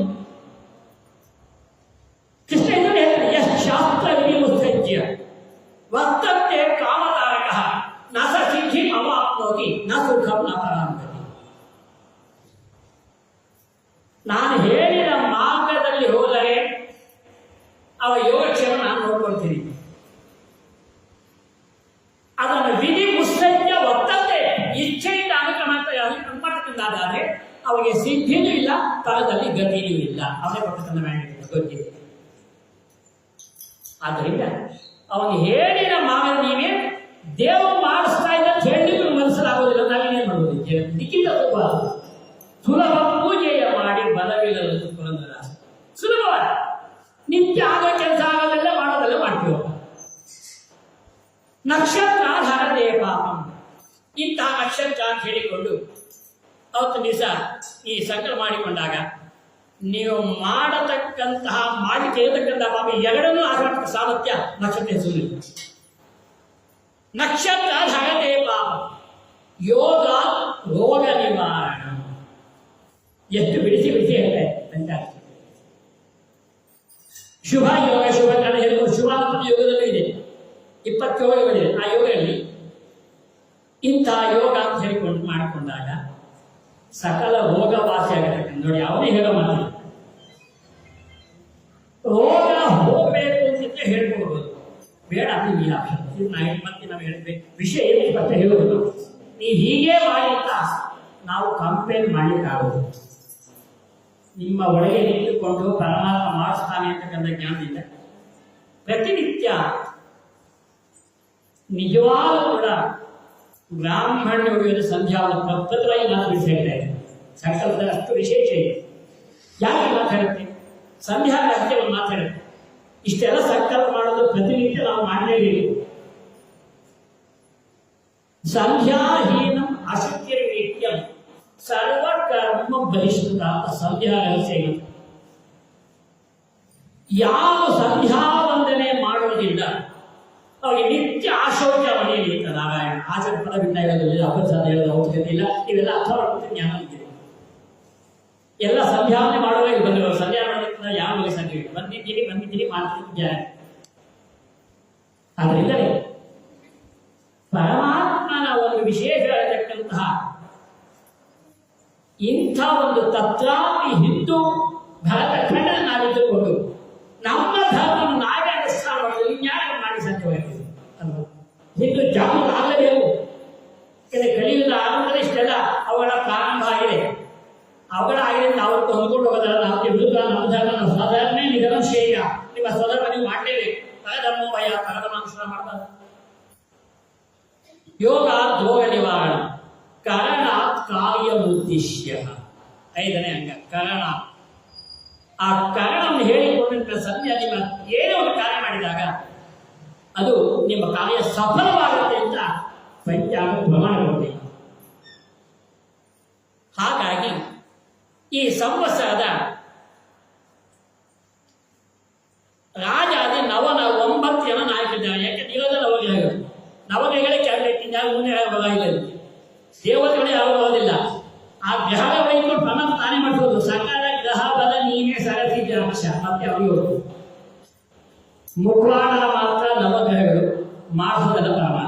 ರಾಯಭೂದಾನ ಇದ್ದಾಗ ಸರಿ ನೋಡ್ಲಿಕ್ಕೆ ರಾಯಭೂದಾನ ಕೊಡುಗೆ ಮಾಡಿಸೋದಲ್ಲ ಪರಮಾತ್ಮ ಮಾಡಿಸ್ತಾನೆ. ನೋಡ್ಲಿಕ್ಕೆ ರಾಯ ಕೀರ್ತಿ ವಿಶುದ್ಧ ಸರ್ವಲೋಕ ಗೀತ ಅಂತ ಭಾಗವತ ಹೇಳಿಸ್ಕೊಂಡಾಗ ಮಾತಾಡಿ. ಹಾಗೆ ಪ್ರಧಾನವಾಗಿ 9 ಜನ ಈ ವರ್ಷದ ಸಚಿವ ಸಂಪುಟ ಪದವಿ ನವಗ್ರಹಗಳಿಲ್ಲ. ರಾಜನ ಪದವಿಯಲ್ಲಿ ಸೂರ್ಯ, ಮಂತ್ರಿಯ ಪದವಿಯಲ್ಲಿ ಚಂದ್ರ ಬಿಡಿಸಿ ಎಲ್ಲರೂ ಹೇಳ್ತಾರೆ. ಅವ್ರು ಏನೇನು ಮಾಡ್ತಾರೆ ಪರಿಣಾಮ ಪಂಚಾಂಗ ಹೇಳ್ತೀನಿ. ಮತ್ತೆ ಮಂತ್ರಿ ಆದಿ ಚಂದ್ರ, ಸೇನಾಧಿಪತಿ ಡಿಫೆನ್ಸ್ ಮಿನಿಸ್ಟರ್ ಯಾವ ಪದವಿ ಅಪ್ಪನಿಸಿದೆ. ಸೇನಾಧಿಪ ಅಂದ್ರೆ ಮತ್ತೆ ಸೂರ್ಯ. ಪೂರ್ವ ಸಸ್ಯಾಧಿಪ ಬೀಜವನ್ನು ಬಿತ್ತಿದ್ದೀನಿ. ಆ ಸಸ್ಯವಕ್ಕೆ ಗೋಭಾಗಿಯಾಗಿ ಅದಕ್ಕೆ ಯಾವ ನೋಡೋದ್ರಿಂದ ಜವಾಬ್ದಾರಿ ಗುರುಗ್ರಹಕ್ಕೆ ಬಿಟ್ಟಿದ್ದಾರೆ ಪರಮಾತ್ಮ. ಪರಸಸ್ಯಾಧಿಪ ಆಮೇಲೆ ಮೊಳಕೆ ಬೆಳೆಯುತ್ತೆ. ಮೊಳಕೆಯಿಂದ ಗಿಡ ಆಗುತ್ತೆ. ಆ ಗಿಡವಾಗತಕ್ಕಂಥ ನೋಡ್ಕೊಳ್ತಕ್ಕಂಥ ಚಂದ್ರ. ಇದಕ್ಕೆ ವನಸ್ಪತಿಗಳ ರಾಜ ಆ ಚಂದ್ರನಿಗೆ ಹೆಸರು. ಚಂದ್ರ ಎಷ್ಟು ಪರಮಾತ್ಮ ಎಷ್ಟು ವ್ಯವಸ್ಥೆ ಮಾಡಿದ್ದಾರೆ ಅಂತಂದ್ರೆ ಇದರ ಭಾಗವತ ಮತ್ತು ವಿಷ್ಣುಗಳ ಬಹಳ ಬಿಡಿಸಿದೆ. ಪರಮಾತ್ಮ ಕೊಟ್ಟಿರತಕ್ಕಂಥ ಜಗತ್ತಿಗೆ ಎರಡು ಲೈಟ್ಗಳು, ಒಂದು ಸೂರ್ಯ ಮತ್ತೊಂದು ಚಂದ್ರ. ಸೂರ್ಯ ಹಗಲು ಹೊತ್ತಿನಲ್ಲಿ ನಿಮ್ಮ ಎಲ್ಲ ಕಾರ್ಯಕ್ಕೆ ತಾನಲ್ಲಿ ಅನುಗ್ರಹ ಮಾಡಿದರೆ, ರಾತ್ರಿ ಪಹರೆಯಲ್ಲಿ ಚಂದ್ರನ ವೈಶಿಷ್ಟ್ಯ ಎಷ್ಟಿರುತ್ತಂದ್ರೆ ಎಲ್ಲ ಸಸ್ಯಗಳಿಗೆ ಅಮೃತವನ್ನು ಸುರಿತಕ್ಕಂಥ ಚಂದ್ರ ಸಾಮರ್ಥ್ಯ ಚಂದ್ರನಿಗೆ ಮಾತ್ರ ಪರಮಾತ್ಮ ಕೊಟ್ಟಿದ್ದಾನೆ. ಎಷ್ಟು ರಹಸ್ಯ ಪರಮಾತ್ಮ ಮಾಡಿದ್ದಾನೆ. ಗಿಡಗಳಲ್ಲಿ ಹೂ ಬೇಕಾದೆಲ್ಲ ರಾತ್ರಿ ಆಗೋದು. ಮೊಗ್ಗು ಸಾಯಂಕಾಲ ಬೆಳಿಗ್ಗೆ ಮತ್ತೆ ಅದಕ್ಕೆ ಯಾರು ಮಾಡಿದ್ರು? ಚಂದ್ರನ ಅಮೃತ ಕಿರಣ. ಯದಾದಿತ್ಯಗತಂ ತೇಜೋ ಜಗದ್ಭಾಸಯತೆ ಕಿಲಂ ಯಚ್ಛತ್ರಮಸಿ ಯಚ್ಛಾಗ್ನೌಕ್ತ ತೇಜೋ ವಿದ್ಯಮಾನಕ ಭಗವದ್ಗೀತೆ.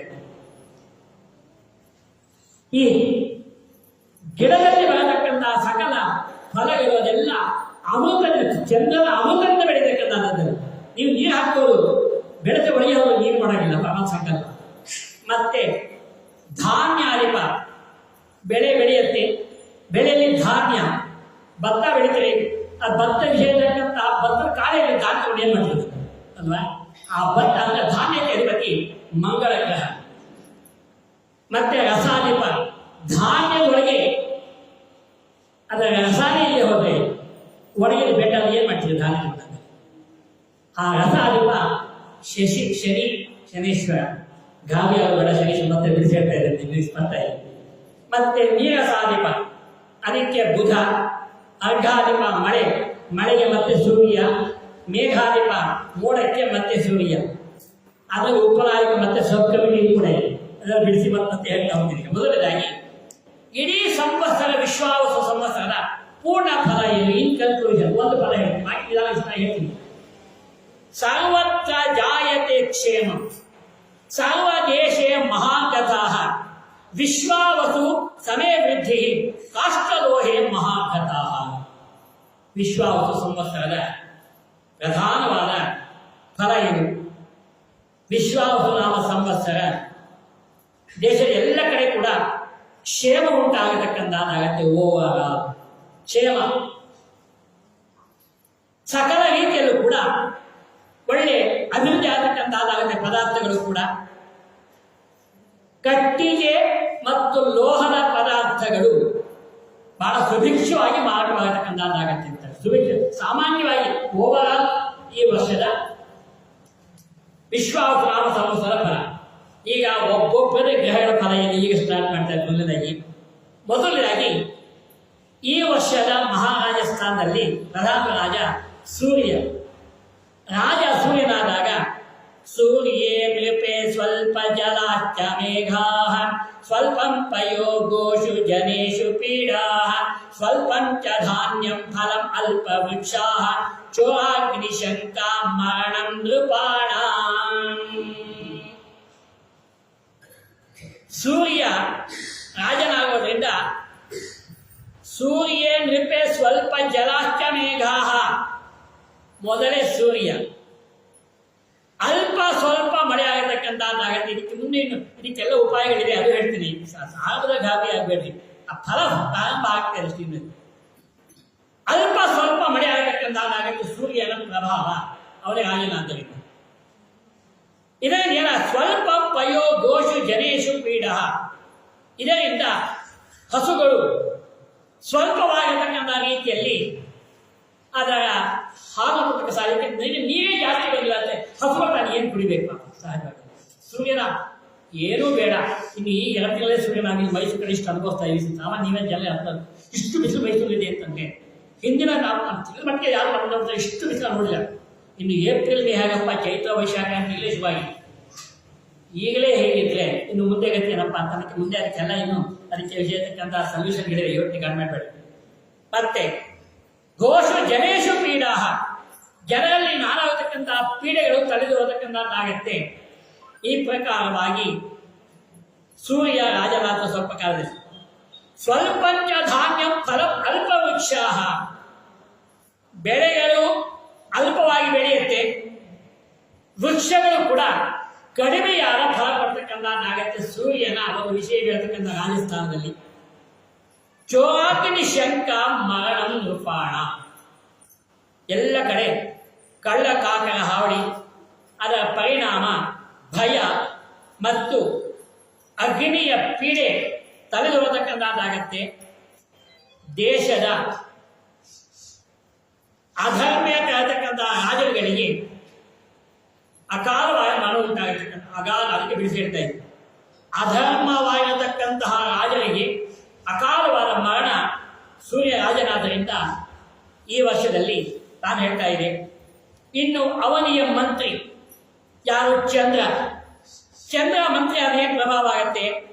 ಆನಂದ ಸರ್ವಲೋಕಾನಾಂ ಭೂಪಾನಾಂ ಧನದ ಪ್ರಜಾ ಪಚ್ಯಂತಿ ಶಾಲಿ ಗೋಧೂಮಃ ಯತ್ರ ಮಂತ್ರಿ ಶಶಿರ್ಭವೇತ್. ಚಂದ್ರ ಮಂತ್ರಿ ಆದಾಗ ಪ್ರಜೆಗಳಲ್ಲಿ ಒಳ್ಳೆ ಆನಂದವಾಗಿರ್ತಾನೆ. ನೋಡಿ ಪಾಮತ್ ಹೇಗೆ ವ್ಯವಸ್ಥೆ ಮಾಡಿದ್ದಾನೆ, ಎಷ್ಟು ಇವನ ಅವನ ವ್ಯವಸ್ಥೆ ಅದು ಅವನಿಗೆ ಗೊತ್ತಾಗಬೇಕು. ಆನಂದವಾಗಿರ್ತಾರೆ. ಚಂದ್ರನ ಬೇಡದಲ್ಲಿ ಯಾರು ಬೇಡ ಅಂತಾರೆ ಸಾಮಾನ್ಯವಾಗಿ ಅಲ್ವಾ. ಇನ್ನು ಭೂಪಾನಾಂ ಧನದ ಪ್ರಜಾ, ಪ್ರಜೆಗಳಲ್ಲಿ ಕೂಡ ರಾಜಗಳಿಗೆ ಕಾಲ ಕಾಲಕ್ಕೆ ಕಪ್ಪ ಕಾಣಿಗೆ ಸಲ್ಲಿಸ್ತಕ್ಕಂಥ ಪ್ರಜೆಗಳು ಅಂತಂದ್ರೆ ಈಗಿನ ಗೌರ್ಮೆಂಟ್ ಇಂದ ಕೊಡ್ತಕ್ಕಂಥ ಟ್ಯಾಕ್ಸ್ ನಾವು ಹೀಗೆ ಅಪ್ಲೈ ಮಾಡಬೇಕು, ಬೇರೆ ಅಂತ ಹೇಳಿಕ್ ಬರ. ಆದರೆ ಪಚ್ಯಂತಿ ಶಾಲಿ ಗೋಧೂಮಃ ಯತ್ರ ಮಂತ್ರಿ ಶಶಿರ್ಭವೆ,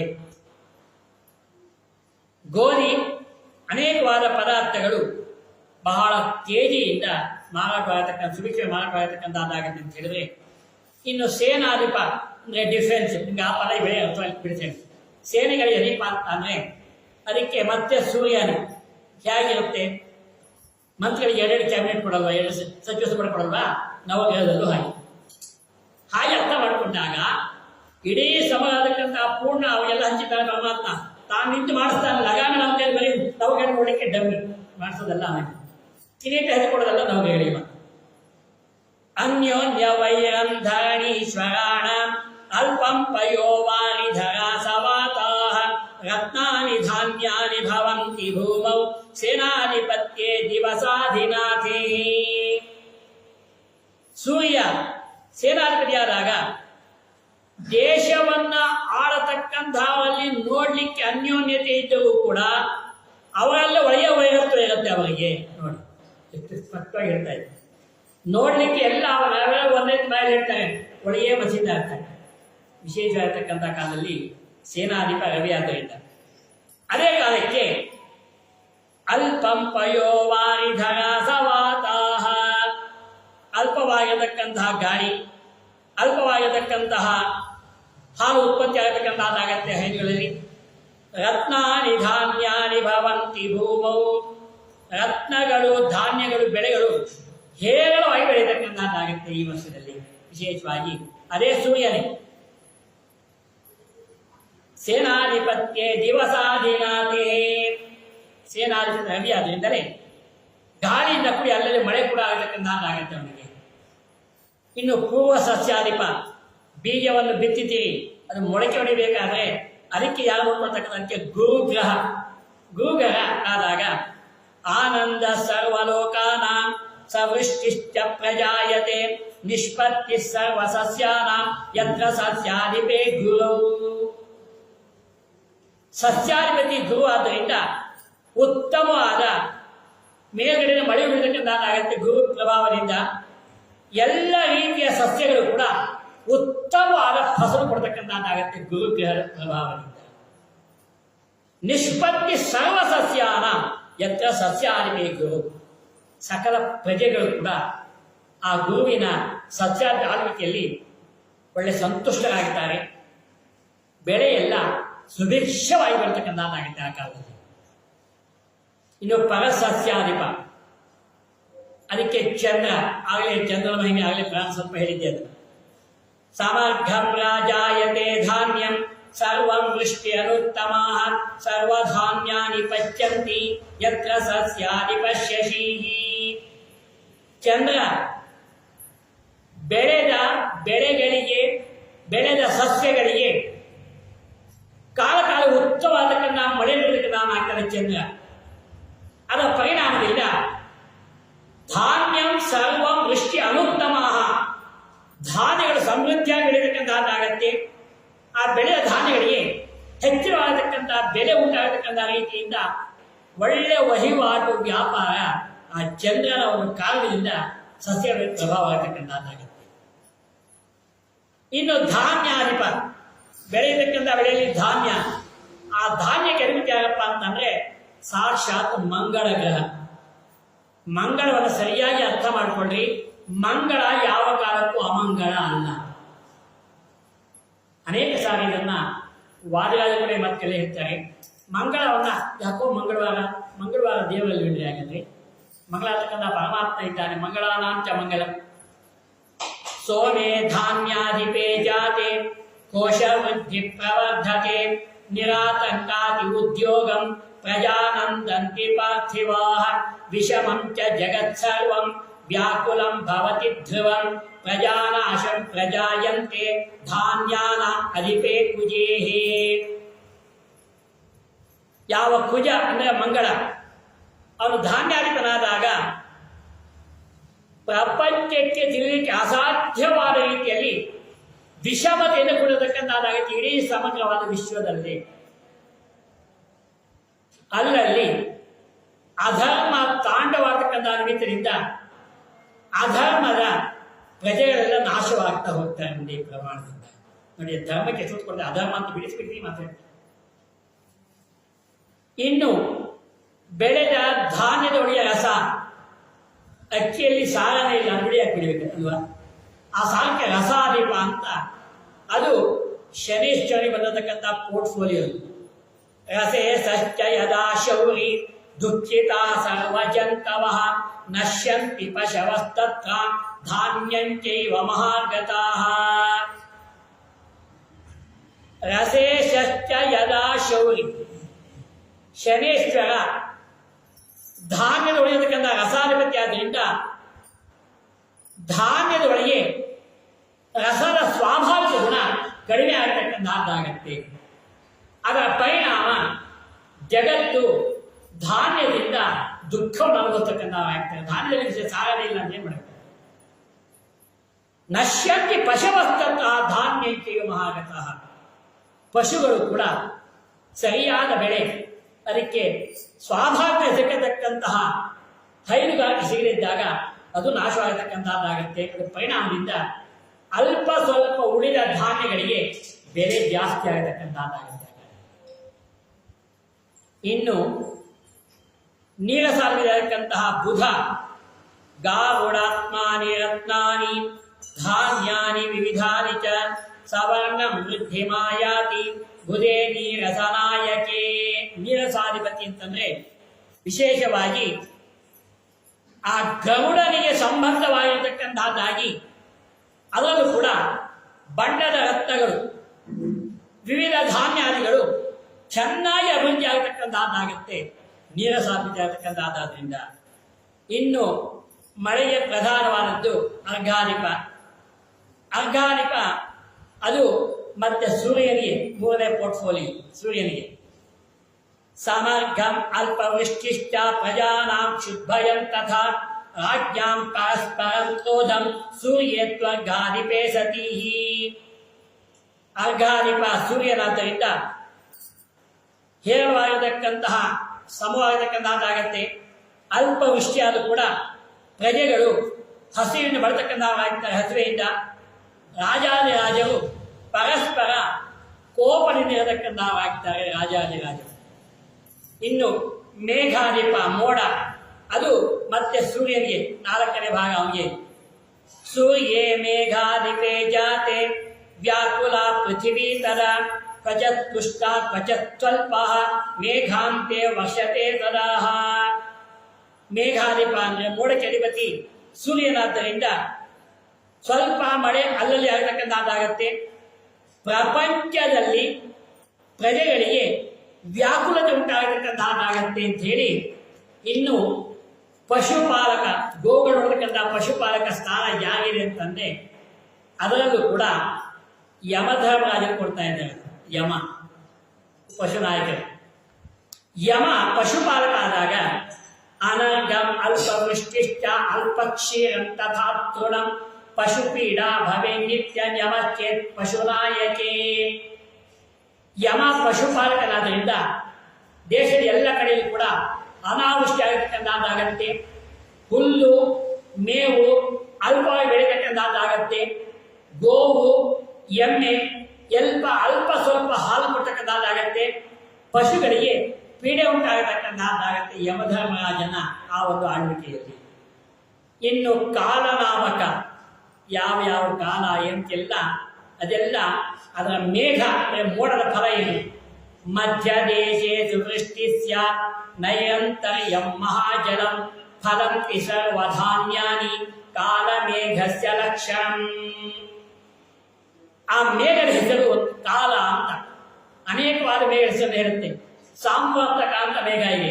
ಅದು ಸಾಂವರ್ತಕ ಅಂತ ಮೇಘ ಮೋಡ ಅದು ಪ್ರಳಯ ಕಾಲಕ್ಕೆ ಬಿಡತಕ್ಕಂಥದ್ದು ಅಂತ ಭಾಗವತದಲ್ಲಿ ಮಾತನಾಡುತ್ತೆ. ಇಲ್ಲಿ ಕಾಲ ಅಂತ ಒಂದು ಮೇಘ ಅದೇನು ಮಾಡುತ್ತೆ ಅಂತಂದ್ರೆ ಅದು ಮೇರು ಪರ್ವತದ ಮೇಲೆ ಜಾಸ್ತಿ ಆಗತಕ್ಕಂಥದ್ದಾಗತ್ತೆ. ಮೇರು ಪರ್ವತ ಮಧ್ಯ ದೇಶದಲ್ಲಿ ನಿರಂತರ ಆಗತಕ್ಕಂಥ ಮಳೆ ಬೆಳೆಯತಕ್ಕಂಥದ್ದಾಗತ್ತೆ.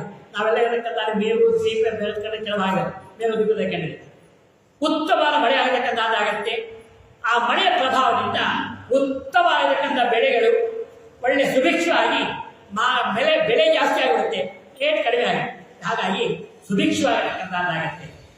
ಇನ್ನು ಒಂದೊಂದು ರಾಶಿಗಳಲ್ಲಿ ವಿಶೇಷವಾಗಿ 3 ಪದ ರಾಶಿ 4 ಹೇಳ್ತಾ ಇದ್ದಾರೆ. ಯಾವ್ಯಾವುದು? ವೃಷಭ ರಾಶಿಯಲ್ಲಿ ಗುರು ಗ್ರಹ ಬಂದಾಗ ಈ ಸಂವತ್ಸರದಲ್ಲಿ ಆಗತಕ್ಕಂಥ ಫಲ ಏನು? ವೃಷ ರಾಶಿ ಗತೆ ಜೀವೆ ಶಿಶು ಸ್ತ್ರೀ ಪತಿನಾಶನಂ ಮಧ್ಯ ವೃಷ್ಟಿ ಸಸ್ಯಹಾನಿ ನೃಪಾಣಾಂ ಸಮರಂ ಮಹತೆ. ಗುರು ಅಂದರೆ ಗುರು ಗ್ರಹ ವೃಷಭ ರಾಶಿಯಲ್ಲಿದ್ದಾಗ ಸಂಚಾರ ಮಾಡುವಾಗ ಶಿಶುಗಳ ಪುರುಷರ ನಾಶವಾಗತಕ್ಕಂಥದ್ದಾಗತ್ತೆ. ಇದು ಈ ಸಂವತ್ಸರದ ಫಲ ಏನಿದೆ ಇದು ವಿಶ್ವವ್ಯಾಪ್ತಿಯಾದ ಫಲ. ಬರೀ ಭಾರತ ಖಂಡಕ್ಕೆ ಅಂತ ಅರ್ಥ ಮಾಡ್ಕೊಂಡು ಬಿಡ್ತಾ ಇದ್ದೇವೆ. ಬರೀ ನಮಗೆ ಇಂಡಿಯಾಕ್ಕೆ ಮಾತ್ರ ಅಪ್ಲೈ ಆಗುತ್ತೆ ವಿಷಯ ಅಲ್ಲ. ಇಡೀ ವಿಶ್ವವನ್ನು ಇರತಕ್ಕಂಥ ಪರಮಾತ್ಮ ನವಗ್ರಹಗಳು ಬರೀ ಇಂಡಿಯಾಕ್ಕೆ ಮಾತ್ರ ನವಗ್ರಹ, ಬೇರೆ ಗ್ರಹ ಇಲ್ಲೇನು? ಎಲ್ಲ ಗ್ರಹಗಳು, ಎಲ್ಲ ದೇಶ, ಎಲ್ಲ ಪ್ರಪಂಚ ಸೇರತಕ್ಕಂಥದ್ದು ಪಂಚಾಂಗ ಶ್ರವಣ. ಹಾಗಾಗಿ ಮೇಘಪ್ಪದ ಉತ್ಪತ್ತಿ ಆಗತಕ್ಕಂಥದ್ದಲ್ಲಿ ಮಧ್ಯ ದೇಶದಲ್ಲಿ ಉತ್ತಮ ಮಳೆ ಆಗತಕ್ಕಂಥದ್ದಾಗತ್ತೆ. ಎಲ್ಲ ಬೆಳೆಗಳು ಉತ್ತಮ ಬೆಳೆದು ಸುಭಿಕ್ಷವಾಗಿ ಮಾರಾಟ ಆಗತಕ್ಕಂಥದ್ದಾಗತ್ತೆ. ವೃಷಭ ರಾಶಿಯಲ್ಲಿ ಗುರು ಬಂದಾಗ, ಮಿಥುನ ರಾಶಿಯಲ್ಲಿ ಗುರು ಚಾರ ಬಂದಾಗ 12 ರಾಶಿ ಫಲ ಬೇರೆ ಇದೆ. ಆ ಗುರುಗಳ ಗ್ರಹದಲ್ಲಿ ಮಾತ್ರ ಮಾತಾಡ್ತಾರೆ, ಬೇರೆ ಇದೆ. ಸುರೇಂದ್ರ ಪೂಜ್ಯೇಯು ರಾಶಿಗೆ ಭೂಮೋಷಿತೀಶಾ ಕಲಾ ಪ್ರಿಯಾಸು ಯುದ್ಧಯಂ ಸತ್ಯವಯಂ ಜನಾನಾಂ ಕ್ವಚಿತ್ ಪ್ರವಶ್ಯಂತಿ ಪಯೋಧರಾಶ್ಚಾಃ. ಗುರು ಗ್ರಹ ಮಿಥುನ ರಾಶಿಯಲ್ಲಿ ಬಂದಾಗ ಭೂಮಿಯಲ್ಲಿರತಕ್ಕಂತಹ ರಾಜಾದಿರಾಜರು ನೋಡಿ, ನಿಮ್ಮ ಇಂಡಿವಿಜುವಲ್ ಸಂಬಂಧ ಅಲ್ಲ, ಇಲ್ಲಿ ಹೇಳ್ತಾ ಇದ್ದೀನಿ, ನಿಮ್ಮ ರಾಶಿಗೆ ಸಂಬಂಧಪಟ್ಟಿದ್ದಲ್ಲ, ಜಗತ್ತಿಗೆ ಸಂಬಂಧಪಟ್ಟ ವಿಷಯ ಇದು. ಗುರುಗ್ರಹ ನಮಗೆ ನಿಮಗೆಲ್ಲ ಹೇಳ್ತಾರೆ, ಆಗಲೇ 12 ರಾಶಿ ಫಲ ಬೇರೆ ಇದೆ. ಇದು ಜಗತ್ತಲ್ಲಿ ಆಗತಕ್ಕಂಥ ರಾಶಿಗಳು ಸಂಚಾರ ಮಾಡಿದಾಗ ಗುರು ಮಿಥುನ ರಾಶಿಗೆ ಬಂದಾಗ ಭೂಮಿಯಲ್ಲಿ ರಾಜಾದಿರಾಜರು ಪರಸ್ಪರ ಜಗಳ ಆಡತಕ್ಕಂಥದ್ದಾಗ್ತಾರೆ. ಜನಗಳಿಗೆ ಯುದ್ಧ ಭಯ ಉಂಟಾಗತಕ್ಕಂಥದ್ದಾಗತ್ತೆ. ಮೋಡಲ್ಲಿ ಕೆಲವು ಕಡೆ ಮಾತನಾಡಿರ್ತಕ್ಕಂಥದ್ದಾದ್ರಿಂದ ಆಯಾಯ ಜಾಗದಲ್ಲಿ ಸಸ್ಯಗಳು ಅಲ್ಪ ಬೆಳೆ ಕೊಡ್ತಕ್ಕಂಥದ್ದಾಗತ್ತೆ. ಇನ್ನು ಕುಂಭ ರಾಶಿಯಲ್ಲಿ ಶನಿ ಸಂಚಾರ ಮಾಡುವಾಗ ಮಂದೇ ಘಟಸ್ಥೆ ಸತಿ ವೃಷ್ಟಿನಾಶೋ ರಾಜ್ಞಾಂ ಭಯಂ ಸಸ್ಯಲಯೋ ನರಾಣಾಂ ದಿಶಗ್ವರಾಣಾಂ ಚ ಕವೀಶ್ವರಾಣಾಂ ಕೋಶಾಧಿಪಾನಾಂ ಚ ಮಹದ್ಭಯಂ ಸ್ಯಾತೆ. ಶನಿ ಕುಂಭ ರಾಶಿಯಲ್ಲಿ ಬಂದಾಗ ಮಳೆ ನಾಶವಾಗತ್ತೆ, ರಾಜಗಳಿಗೆ ಭಯವಾಗತಕ್ಕಂಥದ್ದಾಗತ್ತೆ, ಸಸ್ಯಗಳ ನಾಶ, ಮನುಷ್ಯರಿಗೆ, ವೈದ್ಯ ಕವಿಗಳಿಗೆ, ಧನಿಕರಿಗೆ ಮಹತ್ತಾದ ಭಯ ಉಂಟಾಗತಕ್ಕಂಥದ್ದಾಗತ್ತೆ. ಶನಿ ಕುಂಭರಾಶಿಯಲ್ಲಿ ಜಗತ್ತಿನ ಸಂಚಾರ ಮಾಡಿ, ಜಗತ್ತಿನಲ್ಲಿ ಇಂಡಿಯಾ ದೇಶ ಬಿಡಿಸಿರ್ತಾ ಇದ್ದೇನೆ. ಇನ್ನು ಮೀನ ರಾಶಿಯಲ್ಲಿ ಶನೇಶ್ವರ ಸಂಚಾರ ಮಾಡುವಾಗ ಮೀನ ಸ್ಥಿತೆ ಸೂರ್ಯ ಸುತೆ ಧರಿತ್ರಿ ವಿನಷ್ಟ ಸಸ್ಯಾನಿ ವಿವಿಧ ಅಪಮೃತ್ಯು ನಚ್ಯಾಶ್ಚ ಗೋಹದ ವನಿತಾ ಹಿರಣ್ಯಂ ನಿತ್ಯಂ ಭಯಂ ದಾರುಣ ಕರ್ಮ ಭೂಪಾಹ. ಶನಿ ಮೀನ ರಾಶಿಯಲ್ಲಿದ್ದಾಗ ಸಸ್ಯಗಳು ನಾಶವಾಗತಕ್ಕಂಥದ್ದಾಗತ್ತೆ. ಅನೇಕವಾದ ಅಧರ್ಮವಾದ ಜನಗಳು ಅಪಮೃತ್ಯು ಒಳಗಾಗತಕ್ಕಂಥದ್ದಾಗ್ತಾರೆ. ನದಿಗಳು, ಹಸುಗಳು, ಸ್ತ್ರೀಯರು, ತರಕಾರಿ ವಸ್ತುಗಳು ಬಹಳ ಹೇರಳವಾಗಿ ಮಾರಾಟವಾಗತಕ್ಕಂಥದ್ದಾಗತ್ತೆ. ರಾಜರುಗಳು ದಾರುಣವಾದ ಕರ್ಮದಲ್ಲಿ ನಿರತರಾಗತಕ್ಕಂಥದ್ದಾಗ್ತಾರೆ ಅಂತ ಹೇಳ್ತಾ, ಹೀಗೆ ಈ ವರ್ಷದ ಆ ನವಗ್ರಹಗಳ ಸಂಪುಟದ ಮಾತು ಹೇಳ್ತಾ ಇಲ್ಲಿ ವಾರ್ಷಿಕ ಫಲ ಮತ್ತೆ ಬಿಡಿಸ್ತಾ ಇದ್ದಾರೆ. ಎಲ್ಲ ದೇಶಗಳು ಕ್ಷೇಮವಾಗಿರ್ತಕ್ಕಂಥದ್ದಾಗತ್ತೆ. ಅಲ್ಪವಾಗಿ ಆರ್ಥಿಕ ಸ್ಥಿತಿಗತಿಗಳು ಕೂಡ ನಿಧಾನವಾಗಿ ವೃದ್ಧಿ ಆಗತಕ್ಕಂಥದ್ದಾಗತ್ತೆ. ಅಶುಭ ಗ್ರಹರಾದವರಿಗೆ ಹೆಚ್ಚಿನ ಅಧಿಕಾರ ಇರುತ್ತೆ. ಈಗ ಆಗ್ತದೆ ಅಶುಭ ಗ್ರಹ ಅವರಿಗೆ ಅಧಿಕಾರ ಇರುತ್ತೆ. ವಸುಮತಿಯ ಮೇಲಿನ್ನು ಅಸುರ ಜನಗಳೇ ಬಹಳ ವಿಜಯದಾಸ ಅಂತ ರಾಜ್ಯಭಾರ ಮಾಡ್ತಾ ಇದ್ದಾರೆ. ಆದ್ದರಿಂದ ಲೋಕದಲ್ಲಿ ಸುಭಿಷ್ಟ ಆಗತಕ್ಕಂಥದ್ದಾಗತ್ತೆ ಅಂತ ನಾವು ಹೇಳ್ತಾ, ಹೀಗೆ ವಿಶ್ವಾವಸು ನಾಮ ಸಂವತ್ಸರದಲ್ಲಿ 12 ರಾಶಿಯ ಫಲದಲ್ಲೂ ಕೂಡ ಸೂಕ್ಷ್ಮವಾಗಿ ಹೇಳಬೇಕು ಅಂತಂದ್ರೆ, ಒಂದೊಂದು ರಾಶಿಯಲ್ಲಿ ಕೆಲವು ಗ್ರಹಗಳು 3 ತಿಂಗಳು ಸಂಚಾರ ಮಾಡ್ತಾರೆ, ಕೆಲವು 45 ದಿವಸ ಸಂಚಾರ ಮಾಡ್ತಾರೆ. ಹೀಗಾಗಿ ಈ ಒಟ್ಟು 12 ಗ್ರಹಗಳು ಒಂದು ರೌಂಡ್ ಪೂರ್ಣ ಬರಬೇಕಾದ್ರೆ 120 ವರ್ಷ ಆಗತಕ್ಕಂಥ. ಮನುಷ್ಯನ ಆಯುಷ್ಯ ಕೂಡ ಕರೆಗಿದ 120 ವರ್ಷ ಮ್ಯಾಕ್ಸಿಮಮ್. ಇದರ ಒಬ್ಬ ಅನುಭವಿಸಿದ ಸಾಕ್ಷಾತ್ ವಾದಿರಾಜ ಒಬ್ಬ ಮತ್ತು ಜ್ಞಾನ 120 ವರ್ಷ ಬದುಕಲಿಲ್ಲ. ಈ 12 ಅನುಭವಿಸಿದ ವಾದಿರಾಜ ಒಬ್ಬ ಮಾಡಿದ.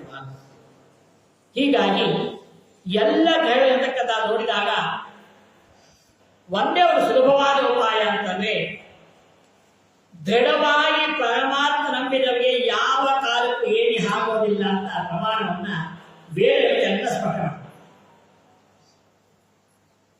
ಅನನ್ಯ ಭಗವದ್ಗೀತೆ ಮಾತ್ರ ಚಂದ್ರವಾಗಿರ್ತಕ್ಕಂಥ ಪ್ರಮಾಣ ಕೊಡ್ತಕ್ಕಂಥ ಮಾತು ಪ್ರಮಾಣಬದ್ಧವಾದ ಇದಕ್ಕಿಂತ ಉತ್ತಮವಾದ ಗ್ಯಾರಂಟಿ ದೇವತೆ ಗ್ಯಾರಂಟಿ ಯಾರು ಕೊಡೋದಿಲ್ಲ. ಇವತ್ತು ಒಬ್ಬನಿಗೆ ಗ್ಯಾರಂಟಿ ಪದ ಯಾಕೆ ಕೊಡೋದಿಲ್ಲ ಅರ್ಥ ಅಂತ ಹೇಳಿ ಅನನ್ಯಾಶ್ಚಿಂತ ಎತ್ತೋಮ ಹಂಗತಾಂಶ ಒಂದು ಕಡೆ ಮಾತಾಡುತ್ತೆ. ಕೆಲವರಿಗೆ ಶನೇಶ್ವರ ಗ್ರಹ ಬರ್ತಾ ಹೌದು. ಶನೇಶ್ವರ ಗ್ರಹಕ್ಕೆ ಯಾಕೆ ಹೇಳಬೇಕು ಅಂತ ಜಗನ್ನಾಥದಾಸ ಹರಿ ಗುರುಗಳನ್ನು ಅರ್ಚಿಸದವರು ಹಂಗತಾಂಶ ಮತ್ತೆ ಜಗನ್ನಾಥದಾಸ ಹೇಳುವ ಹರಿ ಗುರುಗಳನ್ನು ಅರ್ಚಿಸದವರನ್ನು ಶಿಕ್ಷಿಸಲೋಸುಗ ಶನೇಶ್ವರನೆನಿಸಿ ಪರ ಬಿಡಿಸಿ ಹೇಳ್ತಾರೆ. ಅಂದ್ರೆ ಪರಮಾತ್ಮನನ್ನ ಹನುಮಂತದೇವರನ್ನ ವಾಯುದೇವರನ್ನ ನಿಮಗೆ ಸಾಮಾನ್ಯ ಲೋಕದಲ್ಲಿ ಜ್ಞಾನ ಇದೆ. ಪ್ರತಿ ಶನಿವಾರ ಹನುಮಂತನ ಮುಂದೆಗೆ ಎಂಟು ಬೆಲ್ಲ ದೀಪ ಹಚ್ಚಿ ಮತ್ತೆ ಎಂಟು ಬತ್ತಿ ಅಲ್ವಾ. ಅದೇ ಹನುಮಂತದೇವರನ್ನ ವಾಯುದೇವರನ್ನ ನಂಬಿ ಬುದ್ಧಿ ಬಲಂ ಯಶೋಧೈರ್ಯ ನಿರ್ಭಯತ್ವ ಅರೋಗತಃ ಅಜಾಡ್ಯಂ ವಾಕ್ಪಟುತ್ವಂಚ ಹನುಮಸ್ಮರಣ. ಮಾತರಮೇ ಮಾತರೇಶ್ವರ ಪಿತರ ಕುಲಗುರು ಭ್ರಾತರಿಷ್ಟಾಪ್ತ ಬಂಧು ಸ್ವಾಮಿ ಸರ್ವಾಂತರಾತ್ಮ ಅಜರ ಜಗೈಕ ಜನ್ಮ ನೃತ್ಯಾಮಯಾನ ಗೋವಿಂದೇ ದೇಹಿ ಭಕ್ತಿ ಭಾವನೀಯ ಭಗವನ್ನೂರ್ಜಿತ ನಿರ್ನಿಮಿತ್ತ ನಿರ್ವ್ಯಾಜ ನಿಶ್ಚಲ ಸದ್ಗುಣ ಗಣಪತಿ ಶಾಶ್ವತಿ ಆಶುದೇವ. ನಮಗೆ ದೇವರು ಕಾಣೋದಿಲ್ಲ ಸಹಜವಾಗಿ. ಪರಮಾತ್ಮ ವ್ಯಕ್ತನೂ ಹೌದು, ಅವ್ಯಕ್ತನೂ ಹೌದು. ಜ್ಞಾನಿಗಳಿಗೆ ಗೋಚರನಾಗ್ತಾನೆ, ಅಜ್ಞಾನಿ ಗೋಚರ ಆಗೋದಿಲ್ಲ. ಆದ್ರೆ ಅನುಗ್ರಹವನ್ನು ಖಂಡಿತ ಮಾಡಿದ. ಅನುಗ್ರಹದ ವಿಷಯದಲ್ಲಿ ಏನು ಕರುಣಾನಿಧಿಯೋ, ಅದಕ್ಕೆ ನಾವು ಸಾರಿ ಮಾತಾಡ್ತಾ ಇದ್ದೀವಿ, ಏನು ಕರುಣಾನಿಧಿಯೋ ಹರಿ ಮತ್ತೇನು ಭಕ್ತಾಧೀನನು, ಇನ್ನೇನು ಈತನ ಲೀಲೆ ಇಚ್ಛಾ ಮಾತ್ರದಲ್ಲಿ ಜಗವ ತಾನಿ ಸೃಜಿಸುವ ಪಾಲಿಸುವ ನಿರ್ವಾಣ ಮೊದಲಾದ ಅಖಿಲ ಲೋಕ ಸ್ಥಾನದಲ್ಲಿ ಅವರನ್ನು ಇಟ್ಟು ಆನಂದಪಡಿಸುವನು. ಆದ್ದರಿಂದ ದೇವರಿಗೂ ನಮಗೂ ಮಧ್ಯದಲ್ಲಿ ಒಬ್ಬರು ಮೀಡಿಯೇಟರ್ ಯಾರು? ಹನುಮಂತ ದೇವರು. ರಾಮದೇವರು ಸುಗ್ರೀವನ ಮಧ್ಯ ಬಂದಿದೆ ಯಾರು? ಹನುಮನ ನಂಬಿದ ಸುಗ್ರೀವ ಗೆದ್ದ ಅಂತ ತಿಳ್ಕೊಂಡರ. ವಾಯುದೇವರು ಉಪಾಸನೆ ಮಾಡಿ ಹನುಮಂತ ದೇವರು ಯಾವ ಜಾತಿ ಸೀಮಿತರಾದವರಲ್ಲ. ಪ್ರತಿ ಶನಿವಾರ ದೇವಸ್ಥಾನ ಮುಂದೆ ನೋಡಲ್ವಾ, ಎರಡು ದೀಪ ಎಲ್ಲಿ ಹತ್ತಿ ಕೊಡ್ತೀವಿ, ಹನುಮಂತ ದೇವರು ಶನೇಶ್ವರ ಬಿಡುಗಡೆ ಆಗಲಿ ಅಂತ. ವಾಯುದೇವರು ನಮ್ಮದು ಯಾವ ಶನೇಶ್ವರ ಏನು ಮಾಡೋದಿಲ್ಲ. ಯಾಕೆ? ರಾಮಾಯಣ ಉತ್ತರಕಾಂಡದ ರಾಮಾಯಣದಲ್ಲಿ ಕಥಾಭಾಗ ಬರುತ್ತೆ. ಶನೇಶ್ವರ ಎಲ್ಲ ಗ್ರಹವನ್ನು ಕೂಡಿಸಿದ, ಎಲ್ಲರೂ ಕಾಣಿ ಯಾರು ಬಿಡಲಿಲ್ಲ. ಕಾಯ್ತಾ ಇದ್ದಾನೆ ಹನುಮಂತ ಸಿಗ್ತಾನೇನೋ ಅಂತ. ಹನುಮಂತ ಹೇಳಿದ, ಇವತ್ತು ಹೊತ್ತು ನಾಳೆ ಬೇಡ, ಇವತ್ತು ನಾಳೆ ತಳ್ಕೊಂಡೇ ಹೋದ ಹನುಮಂತ. ಕಡೆಯಲ್ಲಿ ನೋಡಿದ, ಬಂಡೆ ಕಟ್ಬಿಟ್ಟು ಎಲ್ಲ ಸೇರಿ ಬಂಡೆ ಹಾಕಬೇಕಾಗಿತ್ತಲ್ಲ, ನಾನು ತಲೆ ಮೇಲೆ ಕುತ್ಕೋಬಾರ, ಕೂತ್ಕೊಂಡು ತಲೆ ಮೇಲೆ ಬಂಡೆ ಇಟ್ಟ. ಈಗ ನಾನು ಬಿಟ್ಟು ಹೋಗ್ಬೇಕು. ಯಾಕೆ? ಹನುಮನ ನಂಬಿ, ಹನುಮನ ಮತವೇ ಹರಿಯ ಮತ. ಆದ್ದರಿಂದಲೇ ಇಂತಹ ಹರಿವಾಯು ನಂಬಿದವರಿಗೆ ತುಂಬಾ ದೂರ ಬಿಡಪ್ಪ, ರಾಯ ನಂಬಿ ಸಾಕು. ಅಪೇಕ್ಷಿತ ಪ್ರದಾತ ಅಂದ್ರೆ ರಾಘವೇಂದ್ರ ನೀಡುತ್ತೆ. ಶ್ರೀ ರಾಘವೇಂದ್ರ ಸಕಲ ಪ್ರದಾತ, ಎಲ್ಲರೂ ಕದ ಮಹಾನುಭಾವಿದ್ದಾರೆ. ನಂಬಿ ಕೆಟ್ಟವರಿಗೆ ಒಯ್ದುಗಳ ದೃಢವಾಗಿ ರಾಯನ ನಂಬಿ. ರಾಯನ ನಮ್ಮ ಚಕ್ರಪ್ಪ ಮಗ ಅಂತ ಹೇಳ್ತಿಲ್ಲ, ಅವನ ಮಂತ್ರ ಈ ಮಾತು ಹೇಳ, ಸ್ತೋತ್ರ ಈ ಮಾತು ಹೇಳ್ತಾರೆ. ಶ್ರೀ ರಾಘವೇಂದ್ರೋ ಹರಿಪಾದ ಕಂಜಾನಿ ಸೇವನಾಲತ್ತ ಸಮಸ್ತ ಸಂಪತ್ತು ದೇವ ಸ್ವಭಾವೋ ದಿವಿಯಂದು ಇಷ್ಟಕ್ಕೆ ಸತತ ಪ್ರಭೂಯ ಎಲ್ಲ ಕುಣಿಕೆ ನಿಂತಿದ್ದಾರೆ ಮಹಾನುಭಾವ. ರಾಯನು ಕಣ್ಣೀರು ಒರೆಸ್ತಾರೆ, ಕಣ್ಣೀರು ಹಾಕೋದಿಲ್ಲ. ಅನೇಕ ಸರಿ ಮಾತಾಡ್ತಾ ಇದ್ದಾರೆ. ಇಲ್ಲದಿದ್ದರೆ ಈ ಪರಿಯ ಮಹಿಮೆ ಇನ್ನಾವ ಯತಿಗಳಿಗೆ ಉಂಟು ಇಡಿಲ್ಲವೋ ಗೋ ರಾಘವೇಂದ್ರನಿಗೆ. ಇಷ್ಟು ಜನ ಎಷ್ಟು ಜನ ಸನ್ಯಾಸಿಗೆ ಎಷ್ಟು ಜನ ಇದ್ದಾರೆ, ಅದು ರಾಯನ ನೆನೆಸ್ತಾ ಇದ್ದಾನೆ. ಅಗಮ್ಯ ಮಹಿಮಾಲೋಕೆ ರಾಘವೇಂದ್ರ ಮಹೇಶ. ರಾಯನ ಮಂತ್ರಾಶಕ್ತಿ ತೆಗೆದುಕೊಂಡು ಹೋದವರಿಗೆ ಎಷ್ಟು ಅನುಗ್ರಹ ಮಾಡಿದ್ದಾರೆ ಮಂತ್ರಾಲಯಗಳು. ಅವರ ಮಹಿಮೆ ಹೇಳಬೇಕು. ರಾಯರೇನು ಪವಾಡ ಪುರುಷರಲ್ಲ, ಪವಾಡ ಪದ ರಾಯ ಬೇಕಾಗಿಲ್ಲ, ದಯವಿಟ್ಟು ಪದ ಬಳಸಬೇಕು. ರಾಯ ಮಹಿಮೆ ಯಾಕೆ? ಒಳ್ಳೆಯ ಪರಮಾತ್ಮ ಸಂವಿಧಾನ ನಾವು ಕೆಲಸ ಮಾಡ್ತಾ ಇದ್ದೇವೆ. ಅವೇನು ಈಗ ಬೇರೆ ಮಟ್ಟು ಮಂತ್ರ ರಾಯ ಏನಾಗಬೇಕಾಗಿಲ್ಲ, ನಮ್ದು ಏನಾಗಬೇಕಾಗಿದೆ ಅದು ಮಾತ್ರ ಉಂಟು. ಅಪೇಕ್ಷಿತ ಪದಾರ್ಥ ಅಂದರೆ ರಾಘವೇಂದ್ರ. ಅದರಿಂದ ರಾಯರನ್ನ ಸೇವೆ ಮಾಡತಕ್ಕಂಥ ಹಾಗೆ ಯಾವ ಕಾಲಕ್ಕೂ ಕೂಡ ಮಂತ್ರಾಲಯದ ಮುಂದೆ ಹೋದಂಗೆ ಗೋಡು ಹಾಕಿದ ಗೋಡು ನಿನ್ನೆಯಲ್ಲಿ ರಾಯರ ಮುಂದೆ ಸಮಸ್ಯೆಗಳನ್ನು ಹೇಳಬೇಡಿ, ಸಮಸ್ಯೆಗಳು ಹೇಳಿ ರಾಯರಿದ್ದಾರೆ. ಮತ್ತೆ ಅಲ್ಲಿಂದ ಬೋರ್ಡಿದೆ ಹುಲ್ಲು ಗೋಡು ಹಾಕಿದ ಮಂತ್ರಾಲಯದಲ್ಲಿ ರಾಯರಿಂದ ಸಮಸ್ಯೆ ಡಿಮ್ಯಾಂಡ್ ಚಾಟ ದೇವರಿಗೆ ಬೇಡಿ, ಸಮಸ್ಯೆಗೆ ಹೇಳಿ ನಮ್ಮ ರಾಯ ನೋಡ್ತಾ ಬಿಡಿತು. ಶ್ರೀ ರಾಘವೇಂದ್ರ ಸಕಲ ಪದಾರ್ಥ ಎಲ್ಲ ಕೊಂಡು ಸಿದ್ಧರಾಗಿದ್ದಾರೆ. ನಂಬಿ ಅವನ ರಾಯರಿಗೆ ಖಂಡಿತ ಅನುಗ್ರಹ ಮಾಡಿ ಮಾಡ್ಕೊಂಡ ಆಯ್ತು ಅಂತ ಹೇಳ್ತಾ, ಹೀಗೆ ಈ ವರ್ಷದಲ್ಲಿ ಪ್ರಧಾನವಾಗಿ 2 ಗ್ರಹಣ ಮಾತ್ರ ಭಾರತ ಕಂಡು ಗೋಚರವಾಗಿದೆ. 2 ಗ್ರಹಣ ಮಾತ್ರ. ಭಾದ್ರಪದ ಶುಕ್ಲ ಪೂರ್ಣಿಮಾ ಅಂದ್ರೆ ಅನಂತರ ಮಾರ್ಗದಲ್ಲಿದೆ. ಅದು ಕಾಣುವತಕ್ಕಂಥದ್ದು ಮಧ್ಯರಾತ್ರಿ. ಇವೆಲ್ಲ ಮಕ್ಕಳಿದ್ದೆ ಮಾಡ್ತಾ ಗ್ರಹಣ ಇದು ನಿಮಗಲ್ಲ, ಆಕಾಶ ಗ್ರಹಣ ಸ್ಪರ್ಶವಾಗಿರ್ತಕ್ಕಂಥದ್ದು ರಾತ್ರಿ 9:51 10 ಗಂಟೆ ರಾತ್ರಿ. ಮಧ್ಯರಾತ್ರಿಯಲ್ಲಿ 11:44 ಪ್ರಾರಂಭ ಆಗುತ್ತೆ.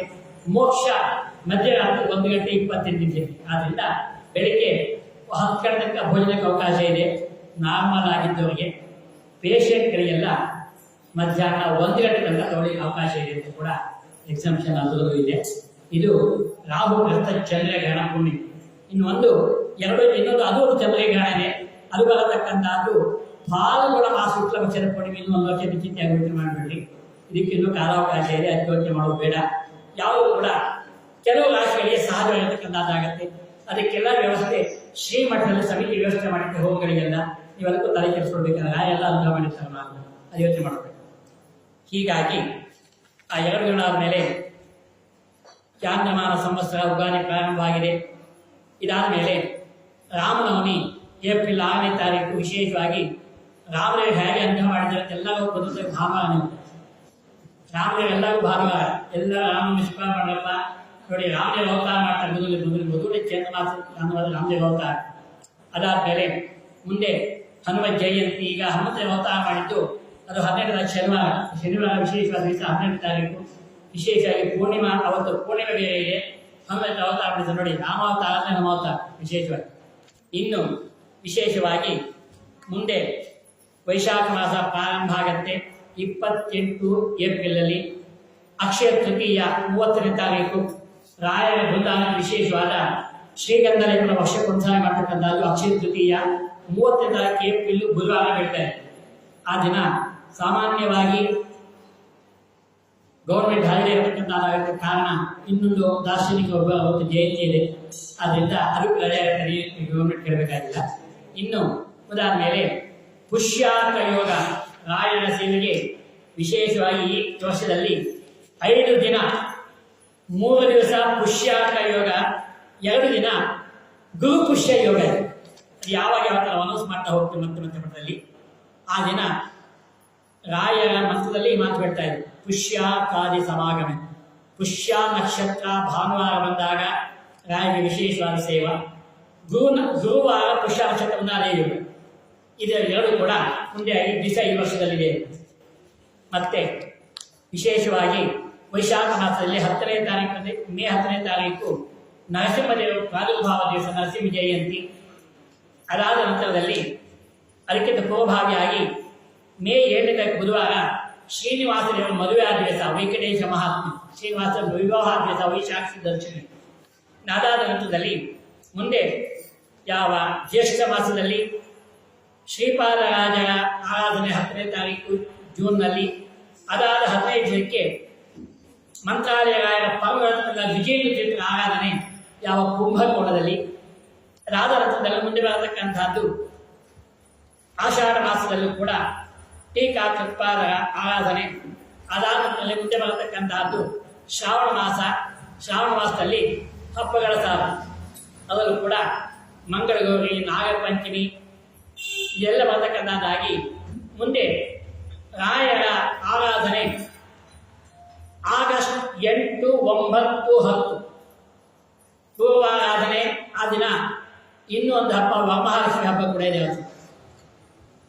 ಪೂರ್ಣಿಮಾ ದಿವಸ ಋಗ್ವೇದ ಯಜುರ್ವೇದ 2 ನಿತ್ಯ ಒಂದೇ ಸ್ವರೂಪವನ್ನು ಬೋಧಿಸ್ಕೊಡ ಇದೆ. ಅದೇ ರೀತಿಯಾಗಿ ಅದೇ ಕಳಿಸ್ತಾ ಇದೆ. ಹಾಗಾಗಿ 2 ಉಪಕ್ರಮ ಒಂದೇ ದಿವಸ. ಇನ್ನು ರಾಯರ ಪೂರ್ವಾರಾಧನೆ ಪ್ರಾರಂಭವಾಗಿ 10, 11, 12 ಅಲ್ಲಿ ರಾಯರ ವೈಭವ ಸಪ್ತಾಹತ್ರ ಸ್ವಾದ ಹಾಕೊಂಡಿದೆ ನಂತರ ಆ ಲೆಕ್ಕದಲ್ಲಿ. ರಾಯರ ಮುಖ್ಯವಾದ ಆರಾಧನೆ 10, 11, 12 ಭಾನುವಾರ, ಸೋಮವಾರ, ಮಂಗಳವಾರ, ಆಗಸ್ಟ್.